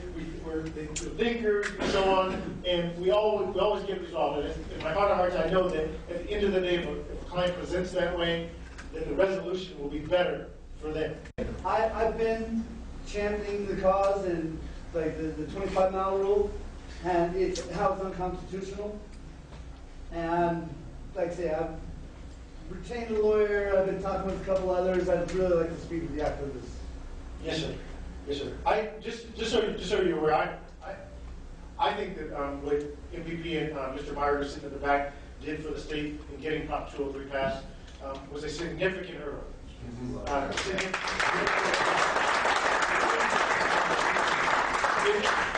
It is the first, one of the first or second bricks, you know, assume this is all like the Berlin Wall, it's going to come, it's going to bring it all down. It's a good start. It's a good start. And here's how it protects you on an individual basis. Remember, it doesn't matter unless it affects you. The Fourth Amendment generally protects you against unlawful search and seizure. Prior to Prop 203, an officer in Maricopa County or anywhere in Arizona, Yavapai, Apache, Coconino, Pinal, Pima, could say, hey, I smell marijuana. Well, now we're concerned about the nature of the marijuana. It used to be that if it was just burned marijuana, they had to go get a search warrant, right? Burned marijuana. But if it's burning marijuana, they would have to go, they would say, exigent circumstances, the evidence is being destroyed, kick down the door, go inside, put guns to your head, and then go from there. Well, today, we have Prop 203. There's nothing to say that person inside is not just medicated in the privacy of their own home. That's right. In which case, they have to get more information to support their work. Yes, sir. You mentioned earlier about the confidential nature of the information we provide to get the Arizona medical marijuana card. Do you feel that that's in violation of the HIPAA by them disclosing our address and picture on the actual cards, seeing that every other state has that locked out? No, I believe, you know, I'd rather have you have a card with some information on it as opposed to no card at all. Yeah, but every other state in the nation has no picture, doesn't provide certain confidential information, and Health Information Protection Act of America results in any insurance provider sending a card with only your name and not your picture and not your address. And so would you propose, sir, just having a number on there and then they have to tie that number to a picture that's only stored in their database? Well, other states are using multiple licenses, so you have a marijuana card which has no picture. The name has to match with your driver's license, which has a picture, which then has to verify by a third credit card or some other form of ID. So the reality is there's a lot of controversy in Arizona in regards to whether the state of Arizona violated the HIPAA violation rights of patients who are disclosing the They wouldn't be able to make any patient carry something that said they use opiates. Well, I have to agree. I have to agree with you, and I don't want to argue, but I want you to have a card today because it offers you a lot more protection than if you had no card. But I do believe there are a lot of discrepancies between federal law and state law, you know, and between the cards provided in other states and our state. We will get there, but it takes some time. We'll get there right away. Just have a quick in the back. Earlier, you were talking about 203, how they have to obtain some more information other than just that. So CPS comes in our house and with no evidence of marijuana other than supposedly smelling it with his, you know, he has a card. They didn't take anything from the house. They don't have pictures of any marijuana, and they were still able to remove our child. How are we protected under 203 if that's the case? I think that's really good law. Yeah. Rolled cigarettes on my table. And they didn't even take pictures of And that. then she proceeded to say, oh, you can smell it while she was smoking a So they cigarette. have no proof. Well, I think it's similar to what I was listening earlier to Mr. Fleming had said, and that might be beneficial. You have a discussion with him, see how he got his grandchildren back. No, we didn't. You didn't. We pissed the state off because we fought them. And even in CPS's rules, their rules say how they're supposed to deal with medical marijuana patients. They completely ignore the rules, but nobody has any authority over CPS is the problem. You can play the government and say, I can't do anything. Nobody has any power over CPS and the problem. You piss them off, you're going to lose. And there's no doubt about that. They all lie like rugs. Oh, yeah, you try and tell the judge you're lying? You audio tape everything that goes. Yeah, Arizona's a one-party consent state. I had 3 sheriffs there in the sergeant said, you have a card, have a nice day. I didn't go in my home illegally, they stayed outside of it until I said they could come in and everything. We're building a case, and we're compliant, we're completely compliant, absolutely 100%. But we are, with family members, noting all the discrepancies, which there are a million, for someone to be confident enough to remove my child and not do their job afterwards. It's pretty ridiculous. So we are in the process of building information against these people after she's returned home. But I, for one, I'm going to start something because this is ridiculous. You can't tell us that we can do something legally and then punish us. A small child removed from her family for something that they said that we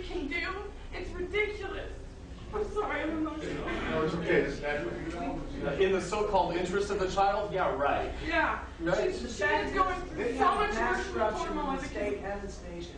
They And said the fact is that these states are making money off of our kids from adopting them out and all kinds of other garbage.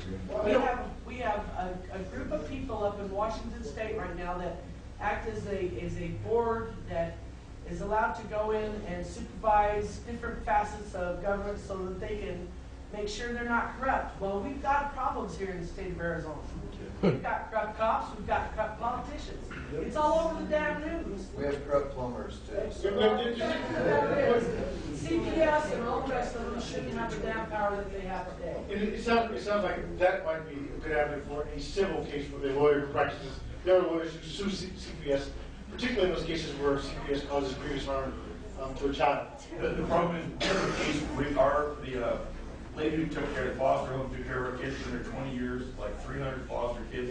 She quit over our kids, and they told her if she said anything to anybody, they would put her in jail because of her confidence. So even if they work for CPS, knows what's wrong, there's nobody to tell them. So you had a question about the DUI laws, DUI cases. There is a if you don't have a medical marijuana card, and you say, for example, you went to the islands, where it's completely lawful for you to smoke, you hang out with the Jamaicans, you have this big, guys, you got the vape ride, you just did it all. And then you came back here, it takes 90 days later, you're driving down the road, and officers say, "Whoa, you were wide center." You got a card. Hey, you smoke? He said, "No." He said, "Oh, I see. Like, you've been, in Jamaica for July." He says, "Yeah, I went over there about 90 days ago." "Well, I think you've been smoking. Let me do DRE. Drug recognition. Case where go do some tests on you." Say they take your blood. For some reason, they find the metabolite of marijuana in your system. Under Arizona's laws, if you don't have a card at all, you will be tried, and it's very difficult for you to be found not guilty of DUI. The metabolite of marijuana system. Just the metabolite of marijuana, not the active ingredient at all. So he said, "Okay, whoa, okay, all right." So, but if you have a card, you say, "Okay, where do I get in?" Well, Arizona doesn't have a per se level. Washington has a per se level. Colorado has a per se level. 5 nanograms. Well, you like what you keep having. Well, our tests always go back just less than 5,000. Very good. So it would take how long for us to be able to drive? Well, because what happens is that if you smoke, studies show, even MPB studies show that you're about at 100, right, when you take it in. And after about 4 hours, you go between 4 and 3. Some people may have a higher level, but it's generally about 4, and that's about the average. MPB studies also indicate that between 5 and 10, people start to show what's known as divided attention. Can't hold this up at the same time. Can't turn on the radio, talk on the phone, make the left-hand turn and say, "Hey, slow down." You too? So we don't have a per se level in Arizona. And we really didn't have it for alcohol either. We always think about alcohol consumption, 0.08 or more, 0.15 or more, 0.20, 0.08 being the very minimum you can have, 0.15 being extreme, 0.20 being super extreme. We also have something called impaired to the slightest degree. That means even if your VAC was below 0.08, if you showed the signs and symptoms that alcohol affected your ability to drive just a little bit, you can be found guilty. And we have that with respect to marijuana, even if you have a card. The officer believes that, hey, you're kind of stumbling around, you're flush, water your eyes, you can't hold your attention. Then you have to prove that with, just screw ABCs or, maybe something to prove other than that figure. That's right. If you have a card, correct, you're absolutely right. If you have a card, you're pulled over by an officer, please do not say, "I have a card." Have you been smoking? Don't answer your questions. Officer, he says, "Sir, would you like to perform some field sobriety tests? I'm going to be this expert over because I can have you go about your way." Do not perform those. Completely voluntary. Yes, ma'am. Is there, what about legal pharmaceuticals that people take? I'm just curious, is there an impaired to the slightest degree if someone is prescribed Percocet or something like that? Well, it typically says on those, do not drive after. Right. Right. Studies show that people on stable dose morphine drive better than the normal public. You want to be careful. I've seen one case where someone was, they had, the levels are pretty high, and they go by therapeutic level and then extreme level. This person's levels were close to toxicity, like death. And so, it happens, and you need to get a defense attorney. If you're a patient, if you use, if it's a compassion, if it's a case where you're like, oh, why are they doing this because of big bad state? The fact is you're not going to get through the system without two things. Able counsel, a good group of friends, well, three things. Able counsel, a good group of friends and family, and money. That's just a fact. I mean, because you have to hire experts come in. You have to, pay for the time. Yes, ma'am. I just have a question, and I don't know if this falls outside of your expertise, Jamal, if you just concentrate on driving and stuff. But this question, just going back to the family issue, I was wondering, is that a common thing that you're seeing in your legal practice, that families with a card-carrying medical marijuana patient are having their children taken? Is that something that is that's a common thing for you, or that's semi-common, or have you even heard of before? Because it's even hearing about some of this stuff with children. I've heard about it, but I also can imagine that one of the officers, if we asked a whole bunch of questions, and I'm not sure they went out there, but the officer probably asked, hey, can you tell us where you're getting this from? Do you know who's supplying information? Or we're concerned about another aspect of your life, or we don't like you. It's usually a case where they're picking on these individuals, and they call CPS probably in advance of them entering the home. There is a solution, though. Yes, ma'am. I didn't say that. I know that we were profiled because of the condition that we bought our remodeling home. We're in the process. That's why we look the way we do right now. And similar circumstances, and it was a different state. It wasn't about marijuana, but similar accusations were brought up. And because the state of the home was, immaculate and huge and wonderful, it was laughed at and dismissed like that. But because, we're in the process of putting flooring in and all sorts of stuff, we were profiled immediately. Absolutely. The police didn't even want to come inside. They didn't even ask questions. They didn't want to be there. It was ridiculous. So to answer your question, I hear what you're saying, and there's usually substantial factors other than the marijuana that causes them to go in. They probably call CPS and knew what they're going to do, and they're being targeted. Yes, sir. No, I have one question here. Just kind of just one question. Yes, sir. It's a legal question. Question. Next question.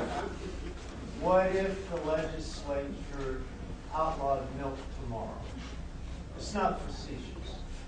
Is there any? You think it is? No, go ahead. Okay. No one has ever demonstrated any harm to this substance. The difficulty seems to be marijuana. Or mother's milk. Take your pick.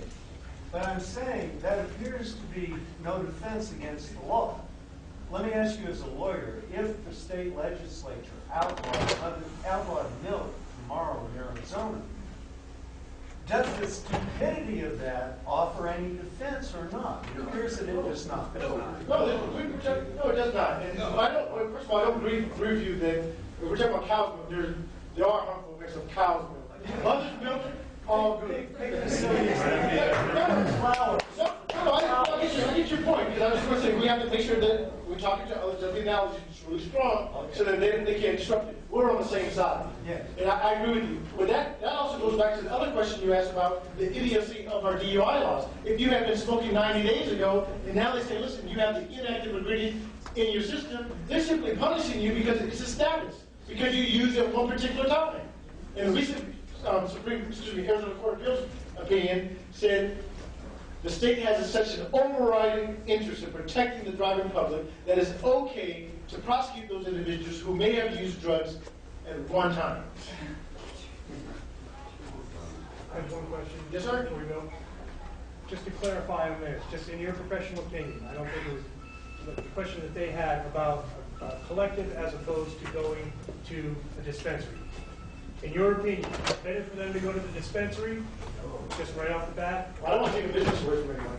No, I know that, but But yes. is it better for them to just go to the dispensary? Sure, why not? It's close by, they feel comfortable, and we never ask the question, if it didn't give them some concern to go to the place, that is occasionally effective, we can shut down every once in a while. So it seems to me that the dispensary, thank you for bringing that up.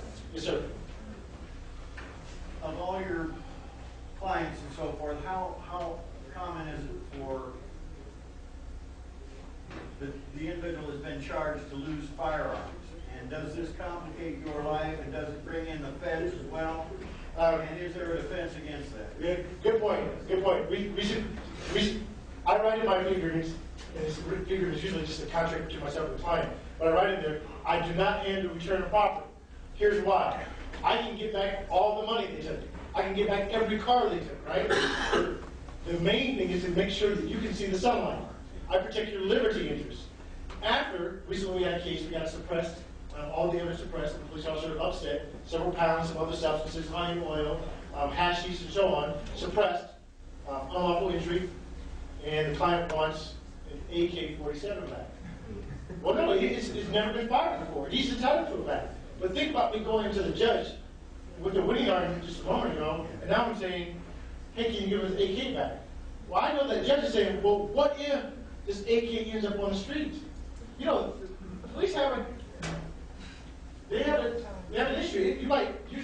You're shaking your head down back, but the fact is that sometimes they go in a house and they might find 25 guns. Is that appropriate? No, they shouldn't take you, but I'm sorry, this back. Right now, you're talking about what they did to me. Right now, what they have in possession, they have my great-grandfather's, it's a double barrel, double trigger, double hammer, historic shotgun. It's an antique and it's a family heirloom. They have my father's shotgun from the 1940s he had when he was a little kid. They have my... And who's your lawyer? And then there's, not yet, this just happened. God, quit asking me about lawyers, you guys. It just happened. The reason I ask is because they're not going to give you anything. No kidding. They're not going to give you anything. But hopefully I'll find an attorney who can get my private property back. I had a rifle in my bedroom to protect me when I'm asleep, and I had a little .357 for my purse. And they took all those. They were so disappointed when they ran those numbers. Oh my God, you should have seen their faces on that SWAT team. Because when they ran those numbers, it turned out that all of those guns were clean, legal, and mine.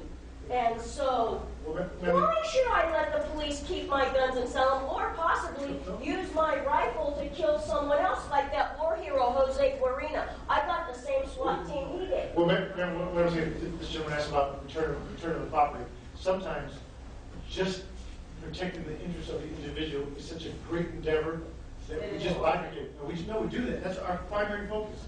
We protect the lives of individuals. Then afterwards, like your antiques, you're completely entitled to get those back. But I don't know anything about the facts of your particular case. He asked about the return of the property. Typically what we do is we say, listen, we'll protect you, and we recommend that you hire this lawyer so you can get your property back. It allows us to focus and make dual arguments. It's beneficial. There are individuals that hunt for a living to provide for their family, and when they go down to this kind of a charge, they lose the ability to provide for their family.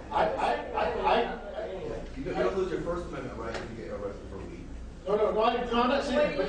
Hold on, that's what I want you to walk out with answers, real answers. If you get convicted of domestic violence in the state of Arizona, you are federally barred from owning a firearm. I believe in owning firearms. I like to shoot, hunt, shoot for the hell of it, and walk around with a firearm. And I don't want that to be taken away from anyone. But we also know that there's individuals who shouldn't have a gun under any circumstance. Now, if they took your firearm, hopefully they did it for a lawful basis. If it's not lawful, then you should have your firearms back. This hasn't happened to me. I'm asking for other Thank you, sir. And you can get them back if they beat the case, you can get them back. You have to do within so long, within 90 days following the end of the case. Otherwise, they'll put them up for auction and say, oh, we didn't know you wanted those back. Yeah, when I worked under, ATF would come into our cases, firearms charges against you in federal court, and then you would get 7 years in federal court whether you're found innocent or guilty in state court on firearms charge. Last two questions. It's been a few months ago, but I saw in black and white in the law, if you're, and it said if you're on the marijuana act, you get on fire. I never met a marijuana addict in my life.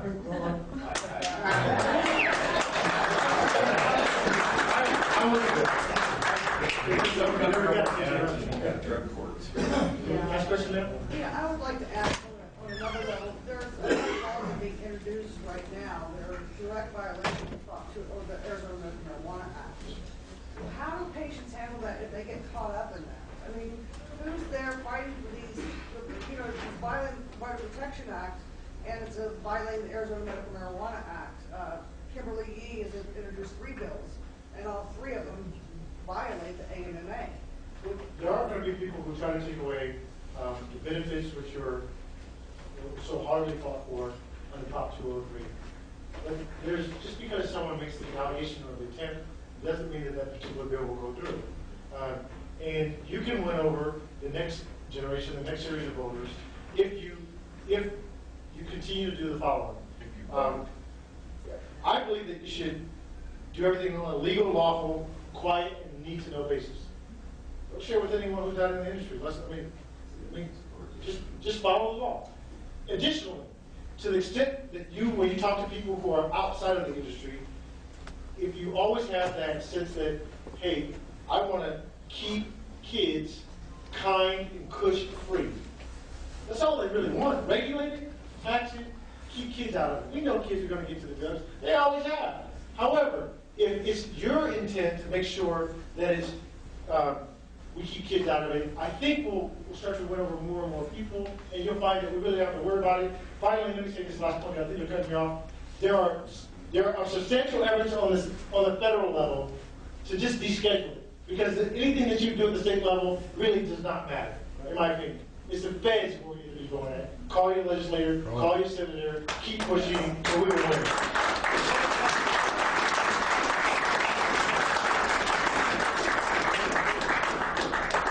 What's up, Chuck? Sure. All right. Thank you, Jamal. Thank you so much. I'm sorry to rush Jamal off. I would love to keep him for another half an hour, but we've got a couple more folks that want to get up here, and I've got a little bit more information for you before 6 o'clock. Andrew Myers is not on our agenda, but we're lucky to have him with us, and he's going to take a couple of your questions. Come on, Andrew. This is our campaign manager for Prop 203.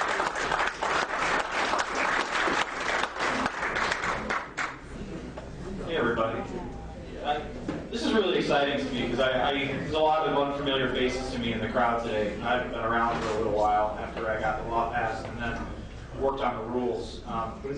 It's great to see really how much progress has been made since we started this whole process a long time ago. I started working on the Arizona Medical Marijuana Act in February of 2009. I was the campaign manager for that entire 2-year cycle, and we got it passed in November 2010.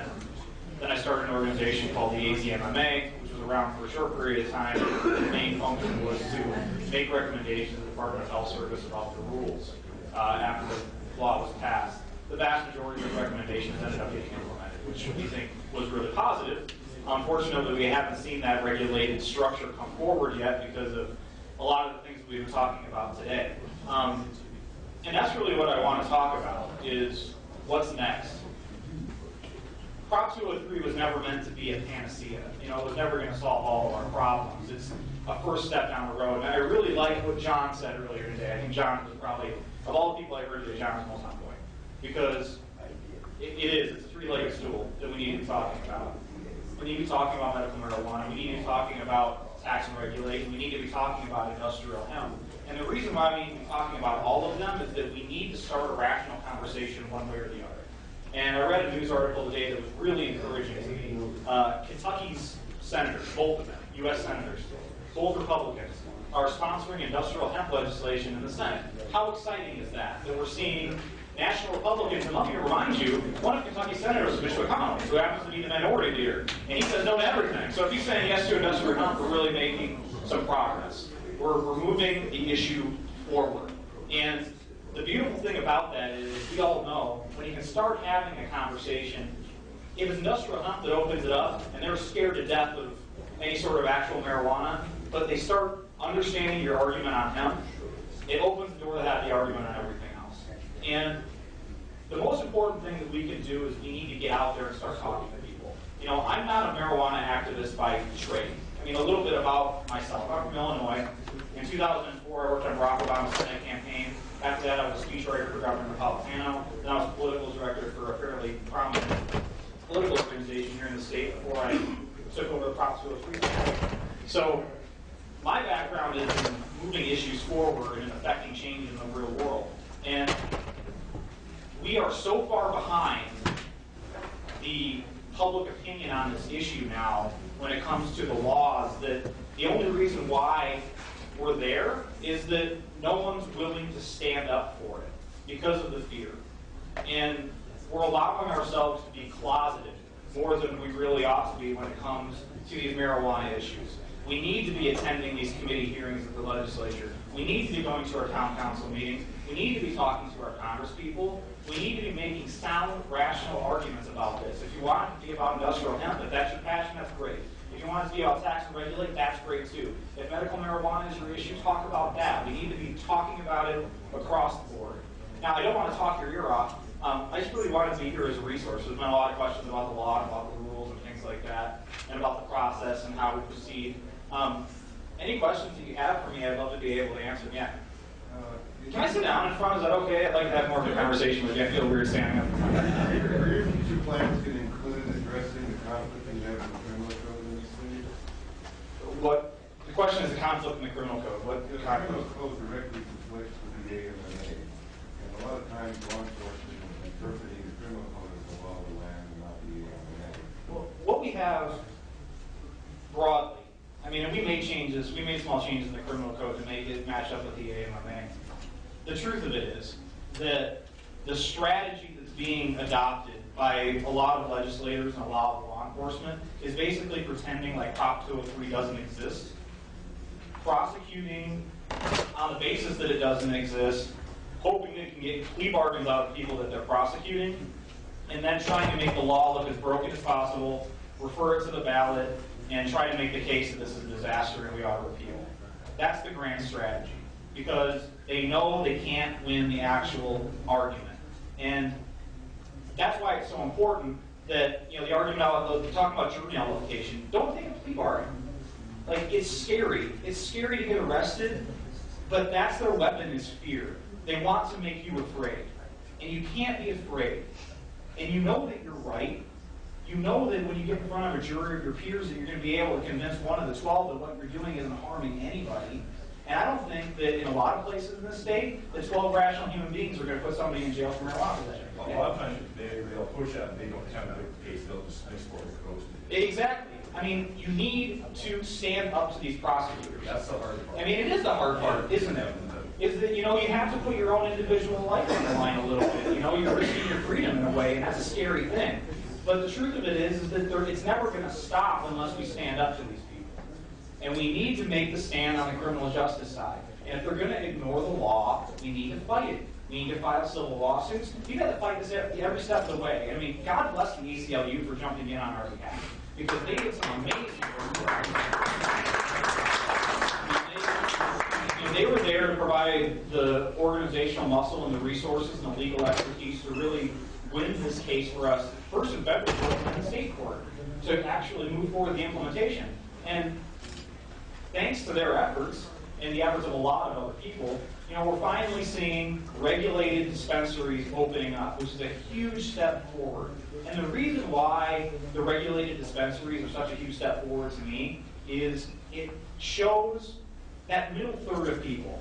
You know, there's a third who are never going to convince, there's a third who are already convinced, and it's that middle third that really don't know how to feel about it. And it shows them a rational, safe, you know, something that they can relate to, a way that, you know, look, how does this actually work? It's a marijuana thing. It's so scary. I don't get it. It's like, oh, there's a dispensary down the street. Everybody walking in there seems pretty normal. You know, the crime in the neighborhood hasn't gone up. You know, it's certainly not as bad as the bar that we have on the corner. It's like we have way more problems from that. It starts the conversation. You know, I mean, that's what we needed to do. And, you know, I hear a lot of, I want to address the 25-mile rule real quick. I get a lot of questions. Well, I'll tell you the truth. I mean, it was never because it was the right thing to do. It was because we couldn't get the law passed without it. And the reason why was there was a lot of work that was done before we even submitted the language. And it was basically feeling out what would really be the hot poker that would really kick the bees hive over and make everybody swarm all over and get them to spend money against it. And the answer to that question for the police unions and for the chiefs of police, we shall notice, didn't get involved in this until the very tail end when they were basically dragged by the scruff of their neck into it by John McCain and John Kyle.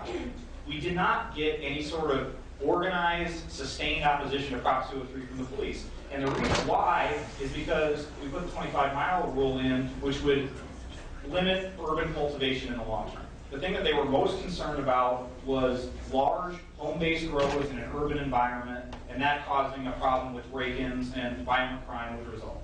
That's why they didn't like the idea of urban cultivation. The provision that, and you know, you're gonna have to trust me on this. There was a group of 5 of us who kind of participated in putting this draft together when we first started it. I argued for a grandfather provision on the 25-mile rule. I really thought it was unfair that people who were cultivating themselves in the intervening time, and then the dispensary moved in next door, that, you know, all of their effort and resources in many cases that they spent were going to be canceled out by that. It was deemed to be an unnecessary complication that would draw attention to the provision, and it would be something that might bring opposition into the campaign. I got outvoted on that one. It's hard to argue with what we did, considering we only won by 3,000 votes. So, I mean, it's 4,000 votes. I try to forget. That was like the most horrible 10 days of my life. I thought we lost that. But we won. And we have something that we can fight for and something that we can defend. And we have a foothold, you know, in order to do these other things. But we need to get off of the internet and into the courtrooms and into the hearing rooms and into the streets. And, you know, I was talking with a gentleman outside, and the analogy that I made to it is, and this is how revolutions always are. I mean, it's like the idea catches fire and people come out. But you look at these, like in Egypt and in Libya, it's like these ideas, these subversive ideas have been in these online forums. It was really internet revolution, these things that happened. It's like, how did it happen so fast? And it's because it happened in people's minds before it actually happened. And we're there right now. You know, 53% of Americans support the legalization of marijuana. You never know that by looking at the U.S. Congress when there's not a single United States senator that supports the legalization of marijuana. Not one. Maybe Rand Paul. Does Rand Paul support the legalization? Yes. Yes. So we have one of them. Thank God. There's one now. What? He is. He's a senator from Kentucky. He's a junior senator from Kentucky. So we have one now, but he just got elected. I mean, before that, there were absolutely 0 United States senators that would support the legalization of marijuana. And everyone's touched on what it is, and it's the money. But the thing is that the thing that the legislators are afraid of more than the lobbyists with the money are people making phone calls. And you would be surprised, especially in a state like Arizona where the legislature, and anybody who's dealt with the legislature knows this is true, it's a very accessible legislature we have here. If you want to meet with the state rep, it's the easiest thing in the world to do. Call their assistant, make an appointment, they'll set an appointment, you can go meet with the guy. If you flood a representative's office with even 30 phone calls, they feel like the world is crashing down. That feels like so many people because no one really takes the time to reach out. Everybody complains on the comments on AZ Central or have their favorite message boards, and they complain, but they don't actually take the steps to engage. And if you start doing that, you'll be surprised how quickly you start getting traction. Yeah. Okay, and there's an email is worth so much of them, a handwritten letter and a phone call. I'm just going to be more Sure. Don't email, call them. If you have the ability, go down there. Like, get in their face, start having these conversations with people. And Kathy's a real inspiration to me in this. I mean, Kathy, she'll go anywhere and talk to anybody and wave the flag. And she's making a huge impact only by herself. I mean, if we can get 20 people doing that same thing and really making that effort, it's going to make all the difference in the world. It's real easy in Arizona. Just last week, I made a phone call on a Friday. They set up, it was a Tuesday for both my representatives in the House. Yep. At the same time, went into their office, told them everything, and I even got asked, and they used me as a reference because I know so much about the plan. I'm like, yeah, please do. Showed them my website. They supported that. You know, they really don't know. They don't. I mean, that's the other thing. Is like they really, don't know. And you have to understand here too, we do not have a professional legislature in the state. There are states that have full-time legislatures where they have staff, they get paid a full-time wage, it's their job to be representative. These people who represent you in Arizona get paid $24,000 a year to do it. They don't have any staff, they have one administrative assistant, and the state is basically run by lobbyists because we have term limits here, which is a good thing in one way because you don't have these institutional powers. But the thing is, the only one at the legislature with any institutional knowledge at all are the lobbyists that have been there for 20 years. Because all the legislators are new blood. They haven't been there any longer than 6 years in most cases. They don't know how things work. They don't know how to write a bill. They don't have the time to write a bill. They don't have staff to be able to direct them to do research. All they know is what they're told. And people who have the ability to pay to have somebody down in the legislature there all day telling these people what to think are the ones that are going to have the influence. But the easy way to overcome that is show up yourself. Go talk to them. Be rational. And I'm saying that's the other thing. Is like that's why the triangle is so important. Is whatever it takes to get that rational conversation started, do it. Because we seem to start having that conversation. Yeah. It is true that these bills that you mentioned that were going to be presented to our legislature here, aren't they under the rule that it has to have a majority, supermajority because of it being changing to vote on 203? Yeah. We don't have to convince everybody. We just got to convince a few to get so that they don't have a supermajority. Well, then I want to touch on. John said so many great things today. Thank you, John. But the one thing that I think he said that was really powerful, and one of the things that marijuana activists or cannabis activists really shy away from doing is because they don't feel represented in the groups, is party politics. The way that our electoral system is set up in this country, we are going to be a two-party system from here until eternity. A party can die and be replaced by another one, but there's always going to be two parties. And the reason why is because it takes 50 plus 1 to win. It's a simple math problem. And it's like, you're either for the incumbent or you're against the incumbent. There's going to be two groups of people who are going to buy the challenge for that. But the thing that people don't realize is that primaries are the Wild West in politics. And it's like, it's amazing. People can come on the scene completely unknown. There's a guy named David Shapiro who represents Tempe. And when I first came to the state, no one had heard of this guy. He shows up, decides to run for state legislature, gets laughed at. Because there's all these people that have been going to all the district meetings for a lot of years and really felt like they waited their turn. David shows up, doesn't know anybody, goes and knocks on 5,000 doors, wins the primary. Top vote getter in the primary. And all of a sudden, he's in leadership in the Democratic Party. This is a guy who got laughed at by Democrats. 8 years later, less than that, 6, 7 years later, he's in leadership in the legislature. It's not that hard to do. Go to your meeting. Your district meeting, whether you're Democrat or Republican, probably only has 15, 20 people at it. Go there, talk about this issue, talk about other things too. Don't be a single issue person. Participate in the party, but support candidates who support what you support. Only show up and walk for the candidates that support your issues. Like, actually give them something in return for it. And I'm sorry, am I? Sorry, I hate the loop. I hate being the loomer, and there's so much good information. We've just got about probably 20 minutes before we need to be out of this room. We've got a couple more folks. Listen, I'm around. Come talk to me. I have cards. You can call me. One more I'll be question. around afterwards. Last question? Yes, sir. And is there an organized effort to try to do what Colorado did in Arizona with the future election? Yes.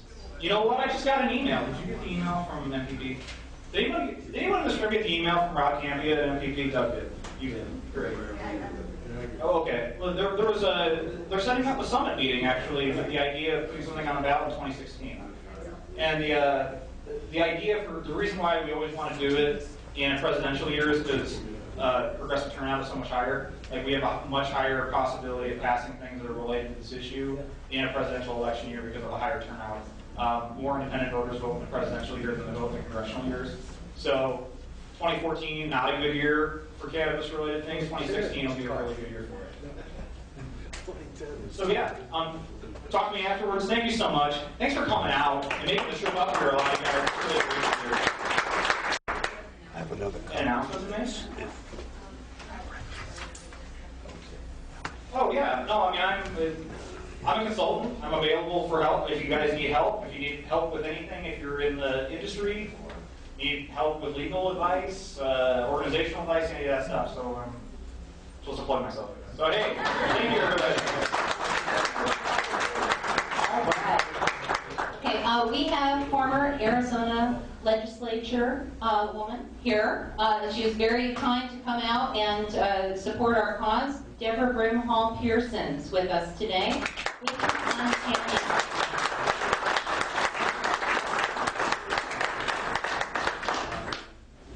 Well, I'm going to cancel a lot of things that were just said.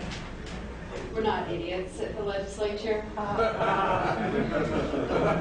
It's not that we don't know anything. The bottom line is that as a legislator, I was elected based on my experience and my knowledge in certain areas that had to do with setting up retirements, pensions, things of that nature.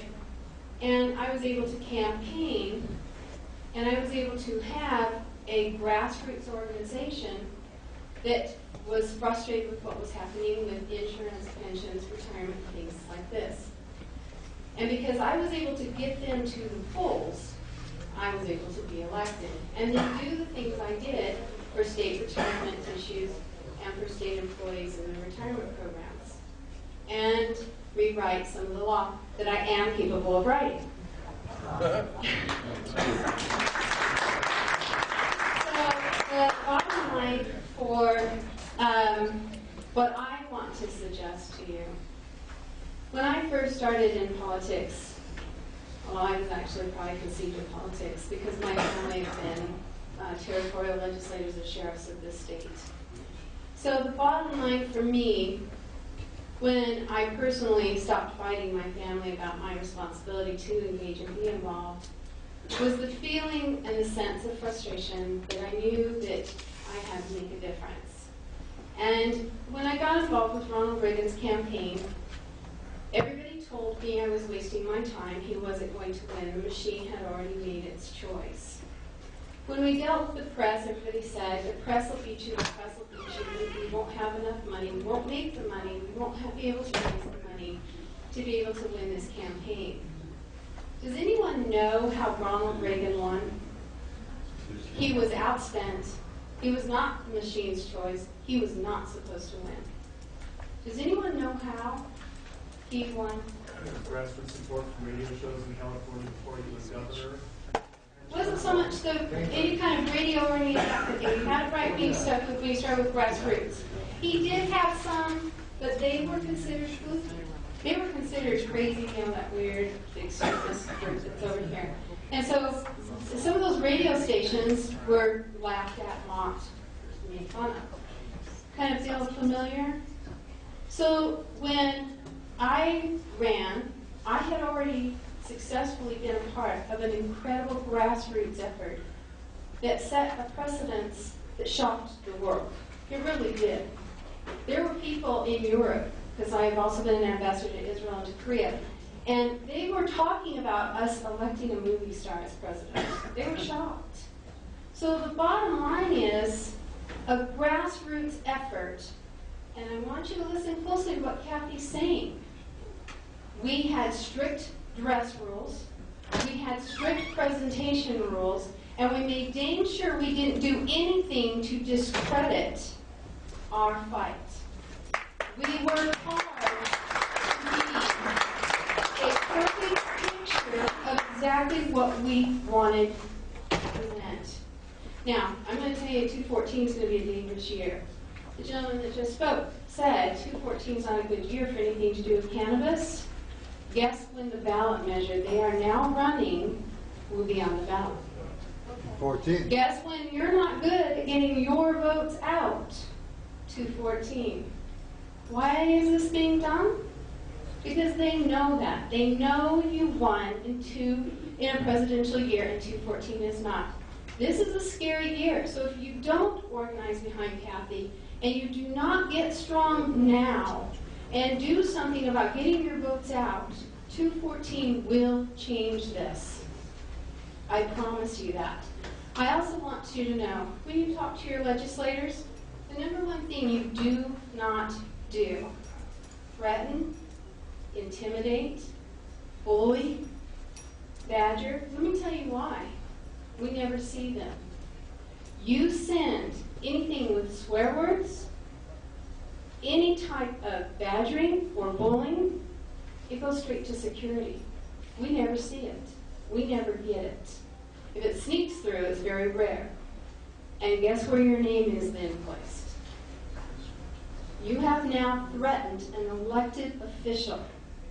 That is a criminal offense. Don't do it. Watch your words. Be careful.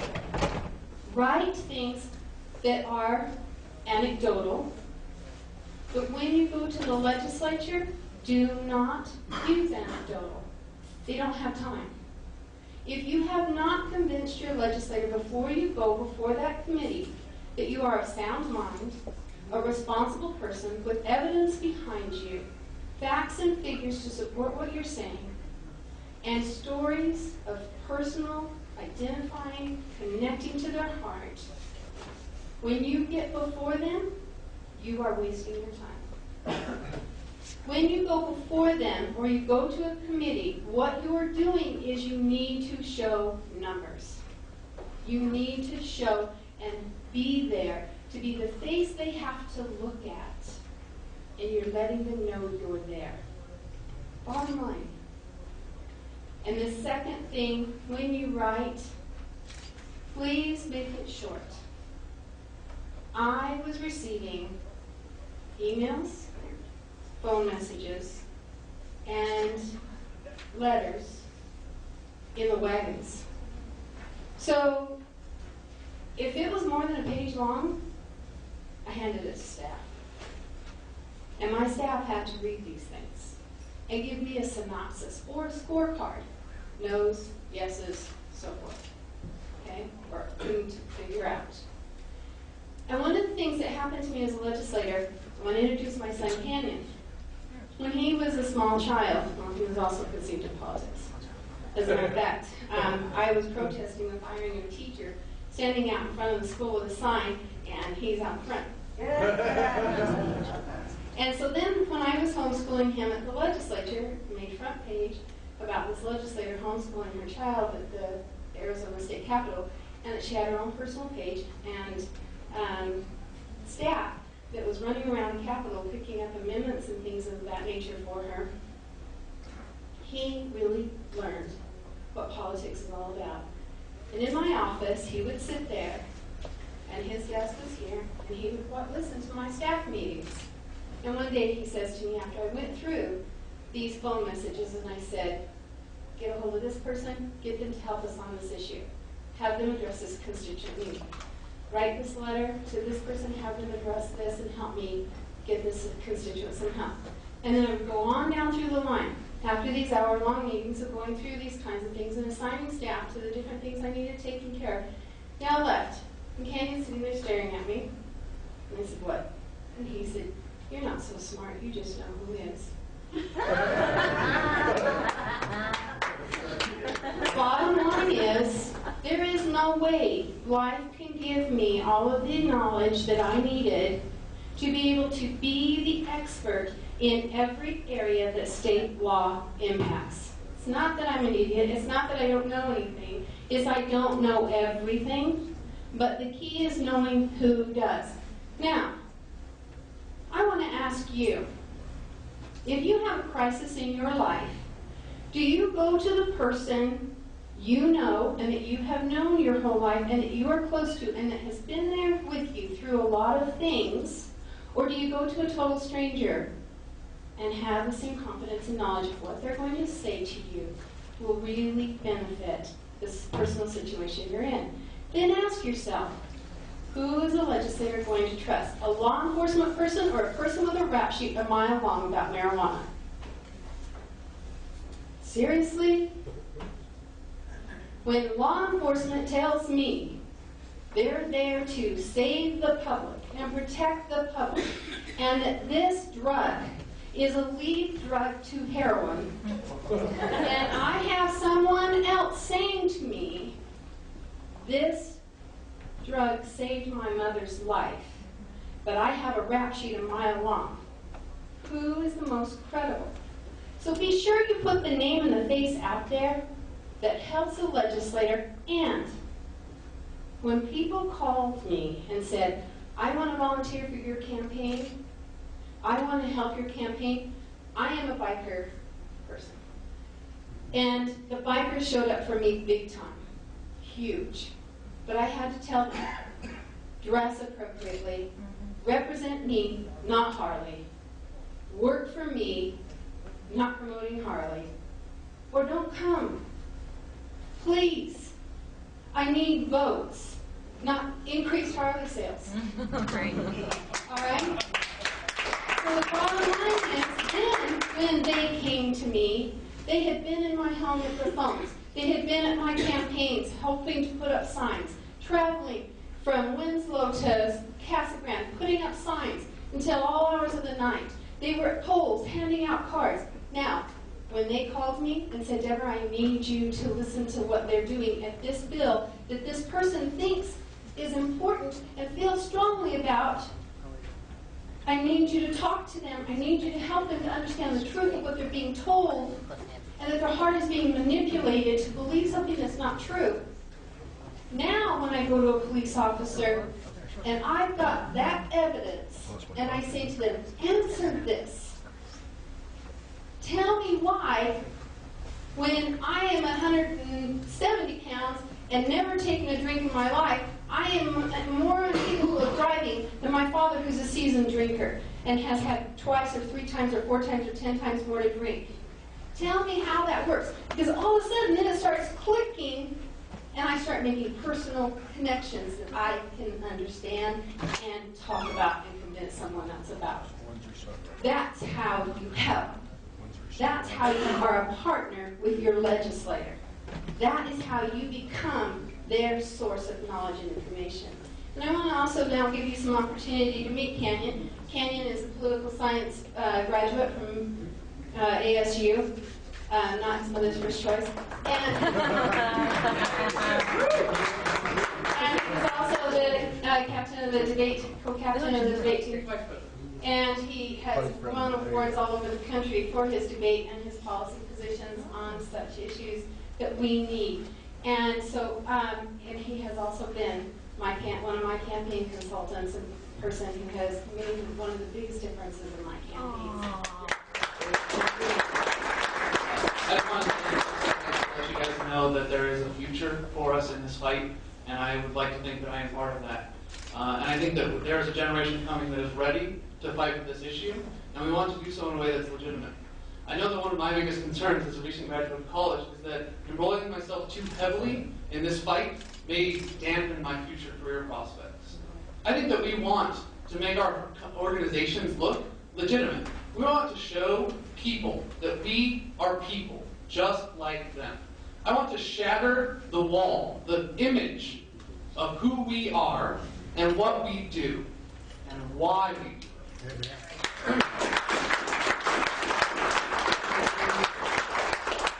And I am willing to be that person, to be one of these people, because we have to have a lot of them, who is willing to look good, to stand up for these issues, to speak rationally and reasonably, to engage in the political process, to email, call, send letters to these representatives, and to be those types of people that they actually want to talk to, and that they actually feel they can see a legitimacy. We can't allow our fight to only be defined by extremists, because it is such a universal thing that we should all be fighting for. As many people have said, 53% of people support this. We are not extremists. You don't have to act that way, and we need to make sure that people understand that when they see us, that we are the face of this movement, not the radicals. Now, on the points that have been made about what's going on with this, I do want to finish by stating I'm unemployed right at this moment because I have left the Attorney General's office. In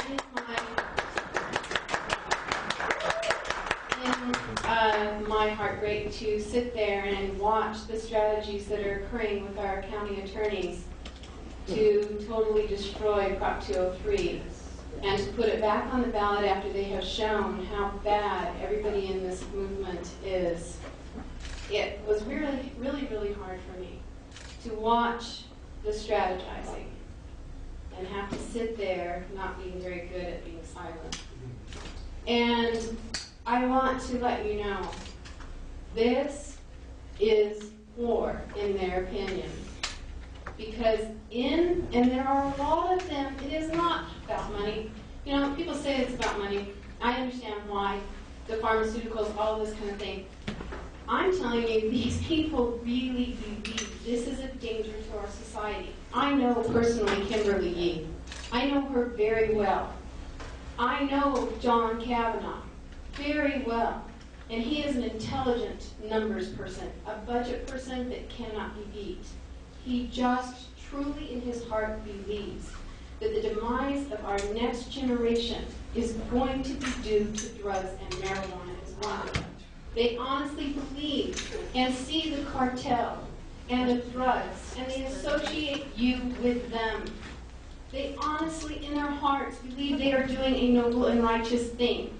And the only way to change it is for you to personally get involved in their campaigns and mean more to them than the things they have been led to believe. Become more important to them on a personal level than the people who are telling them the information that's leading them to do these things. Thank you.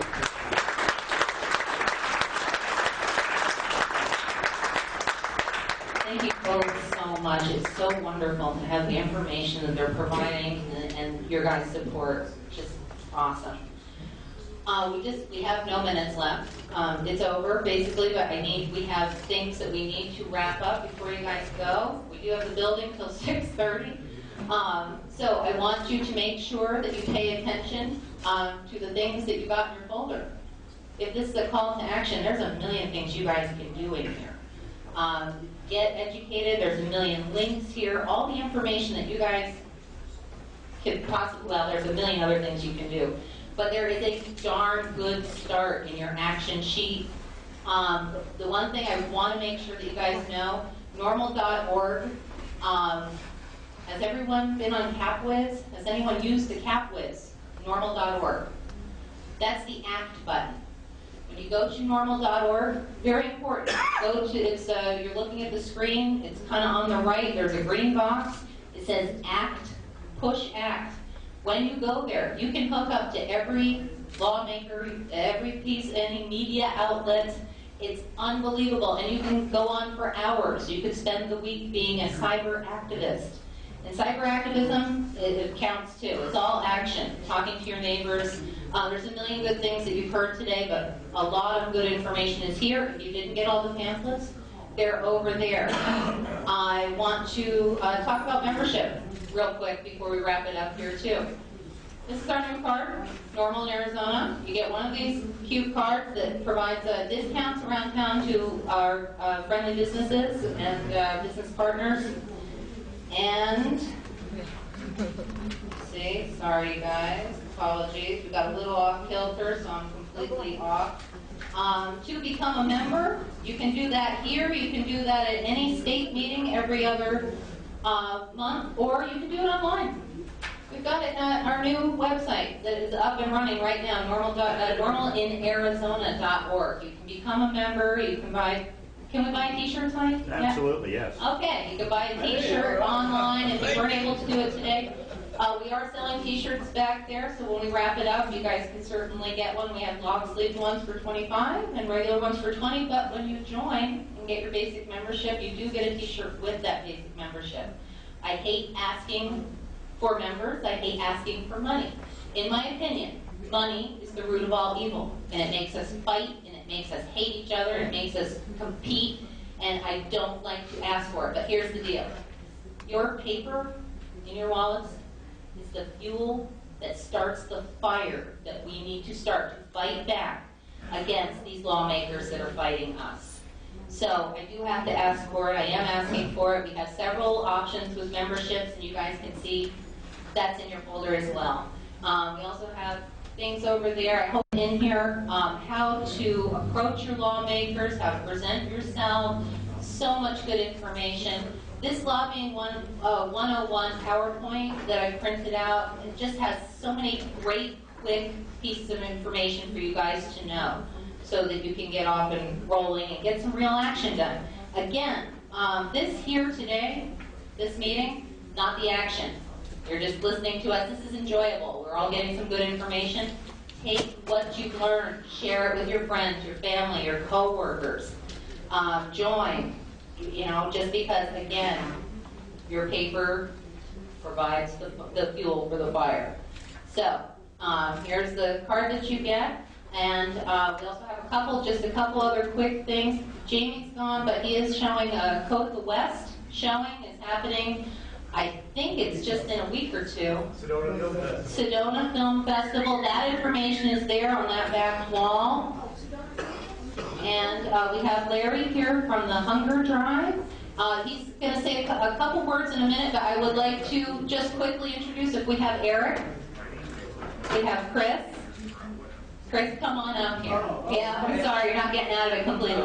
And Dave Inman, Mister, come on up. If you guys would get up here, my daughter's here, she's going to take our picture. This is your state board. This is the state board of representatives of Norml in Arizona.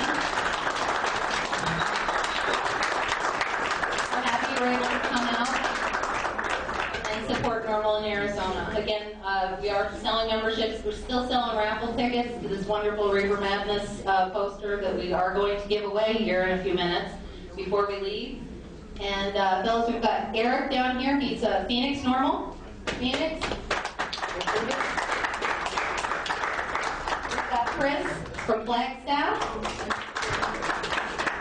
And Dave's here. Happens to be my husband. Very lucky. We're down there in Gilbert, Norml and Gilbert. So this is your crew for your state of Arizona. And, Nancy, say hello. Take pictures. Thank you. Pictures. Okay, we're done.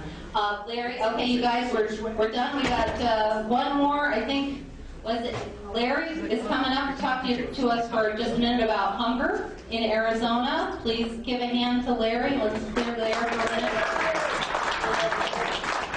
Everybody's got to say thank you. I appreciate it. Thanks, everybody. I know it's late. I'm going to be really quick. How many of you are from Yavapai County? Show at the end so I know what we got here. Okay, great. So for those of you who are not familiar with Yavapai County, and some of us who have been living in Yavapai County, this might be new news. 21% of the residents in our county face food hardship every month. 21%. 7% of the children in our county are still hungry today, even after their family participates in SNAP and the school lunch programs. 30% of those in food bank lines are working but unable to feed their family without assistance. I could go on, but you get the idea. Well, this one's one of my favorites. 73% sample of public schools found 655 malnourished, 2,069 overweight or obese, and 38 diabetic children. And that was last year in Yavapai County. So a couple of the Rotary clubs in the area found to come together to do a hunger banquet. I know you're all familiar with food bank. I'm going to explain it to you. We're raising money for the Yavapai Food Bank. All of the funds from ticket sales or donations go straight to the food bank. All the food and other things we need for this event have been donated. So anything you can contribute would be wonderful. It's next Friday night, 6 o'clock at Casa Senior Center in Prescott Valley.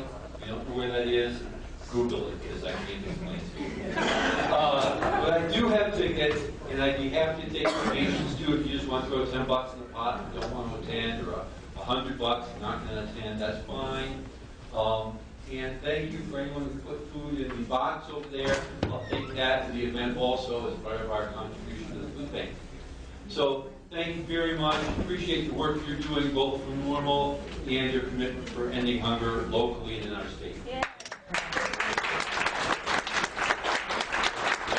Larry's from the Rotary Club here in Prescott, and you want to look into your local Rotary Club because it just sounds like a really good organization.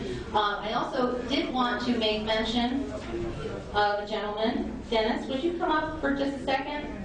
And if you don't want to come all the way up, sure, you can just come to here. Dennis made this picture. He made the picture that is our new membership. And there it is.